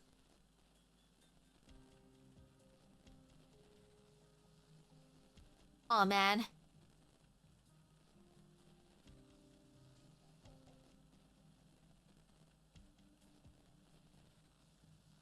Could be the we do not walk the same path thing, though, but for me it's more like an eye for an eye, since 2 months ago that one sarcasm dude bled, and now that random lady bleeds. I do not deny that she has been a decisive leader up till now. How long do you think she can keep it up, though? I bet you 10 pounds that in 3 months, you wouldn't be able to tell her from those fat, filthy, lying nobles. Humph. A lavish car stops next to her. The door opens. There's only the driver and a set of familiar clothing. She recognizes an emblem of House Cumberland. You're alive. Her Grace and the Duke is willing to recognize your value. She is giving you a chance to come back. Tell her that Cumberland has died. And one who has already died once is not afraid to die again. The door closes and the car leaves, disappearing at the end of the street. Bloody hell, looks like it's not just you who want to kill me, Vina. You better hurry. She walks silently in the shadows, by the side of the streets, disappearing into the night. At least there'll be more people who believe that you can give them that most precious, most valuable of things right now, safety. I hope you like my final gift to you, Alexandrina. After this, we're even. Aw, she's gonna become the big bad for Vina to strike down so people love her more. Morale was high before our attack on the Notchsayer position of the Palace of Westaleg. Couldn't say the same about the people in the city, though.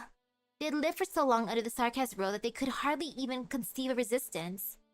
Dagda and I found it difficult to persuade able-bodied citizens to join us, until Vina showed up. She was wearing an outfit I never thought I would see her in, an outfit for a king. She never said who gave it to her, but we could all guess the answer. Allerdale. I was dumbfounded. I looked at Dagda and saw her fighting to contain her trembling. I saw the frenzied crowd rush through the streets and alleys, scrambling over one another to join us. They carried Vina further and further away from me. Her Royal Highness Alexandrina has returned. She'll lead her people to drive out the Sarkaz and take back her home.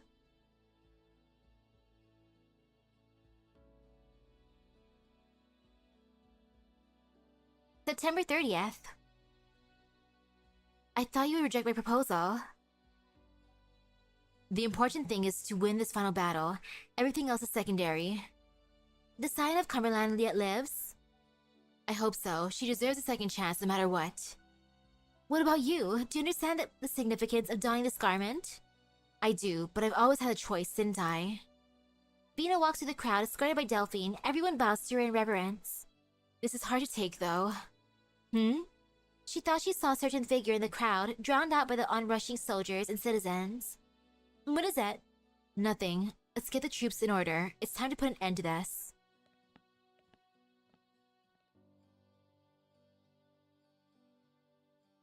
You and your friends will win, Vina. The present I left you, the guard that always belonged to you, is merely icing on the cake of your final victory. There is no place for me by your side when victory comes. This is the choice that I made. But the end of this absurd war is simply the beginning of your story. Can you remain the ever-victorious legend when the time comes? Victoria is not easily changed by anyone, not even you. But perhaps I would truly have believed. Goodbye, Vina. Goodbye.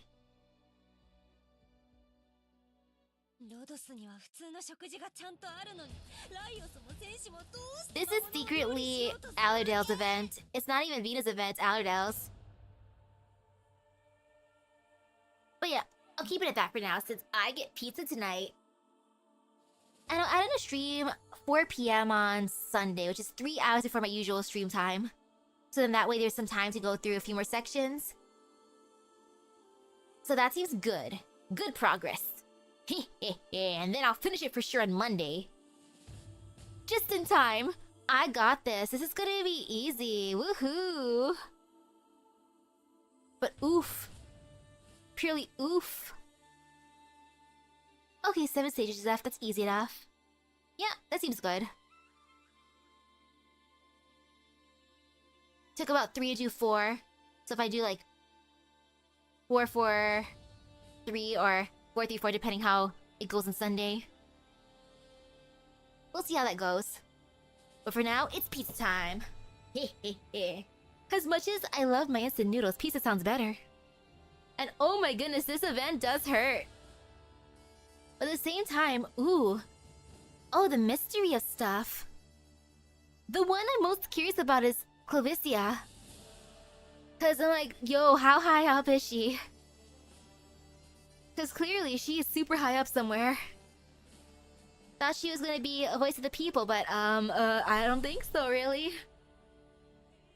I do feel really bad for Allerdale, though. She's becoming the villain, so Vina's light can shine. I'm kind of worried how it's gonna end since, you know, it says... It literally says, die a hero or a villain, so... Oh, man.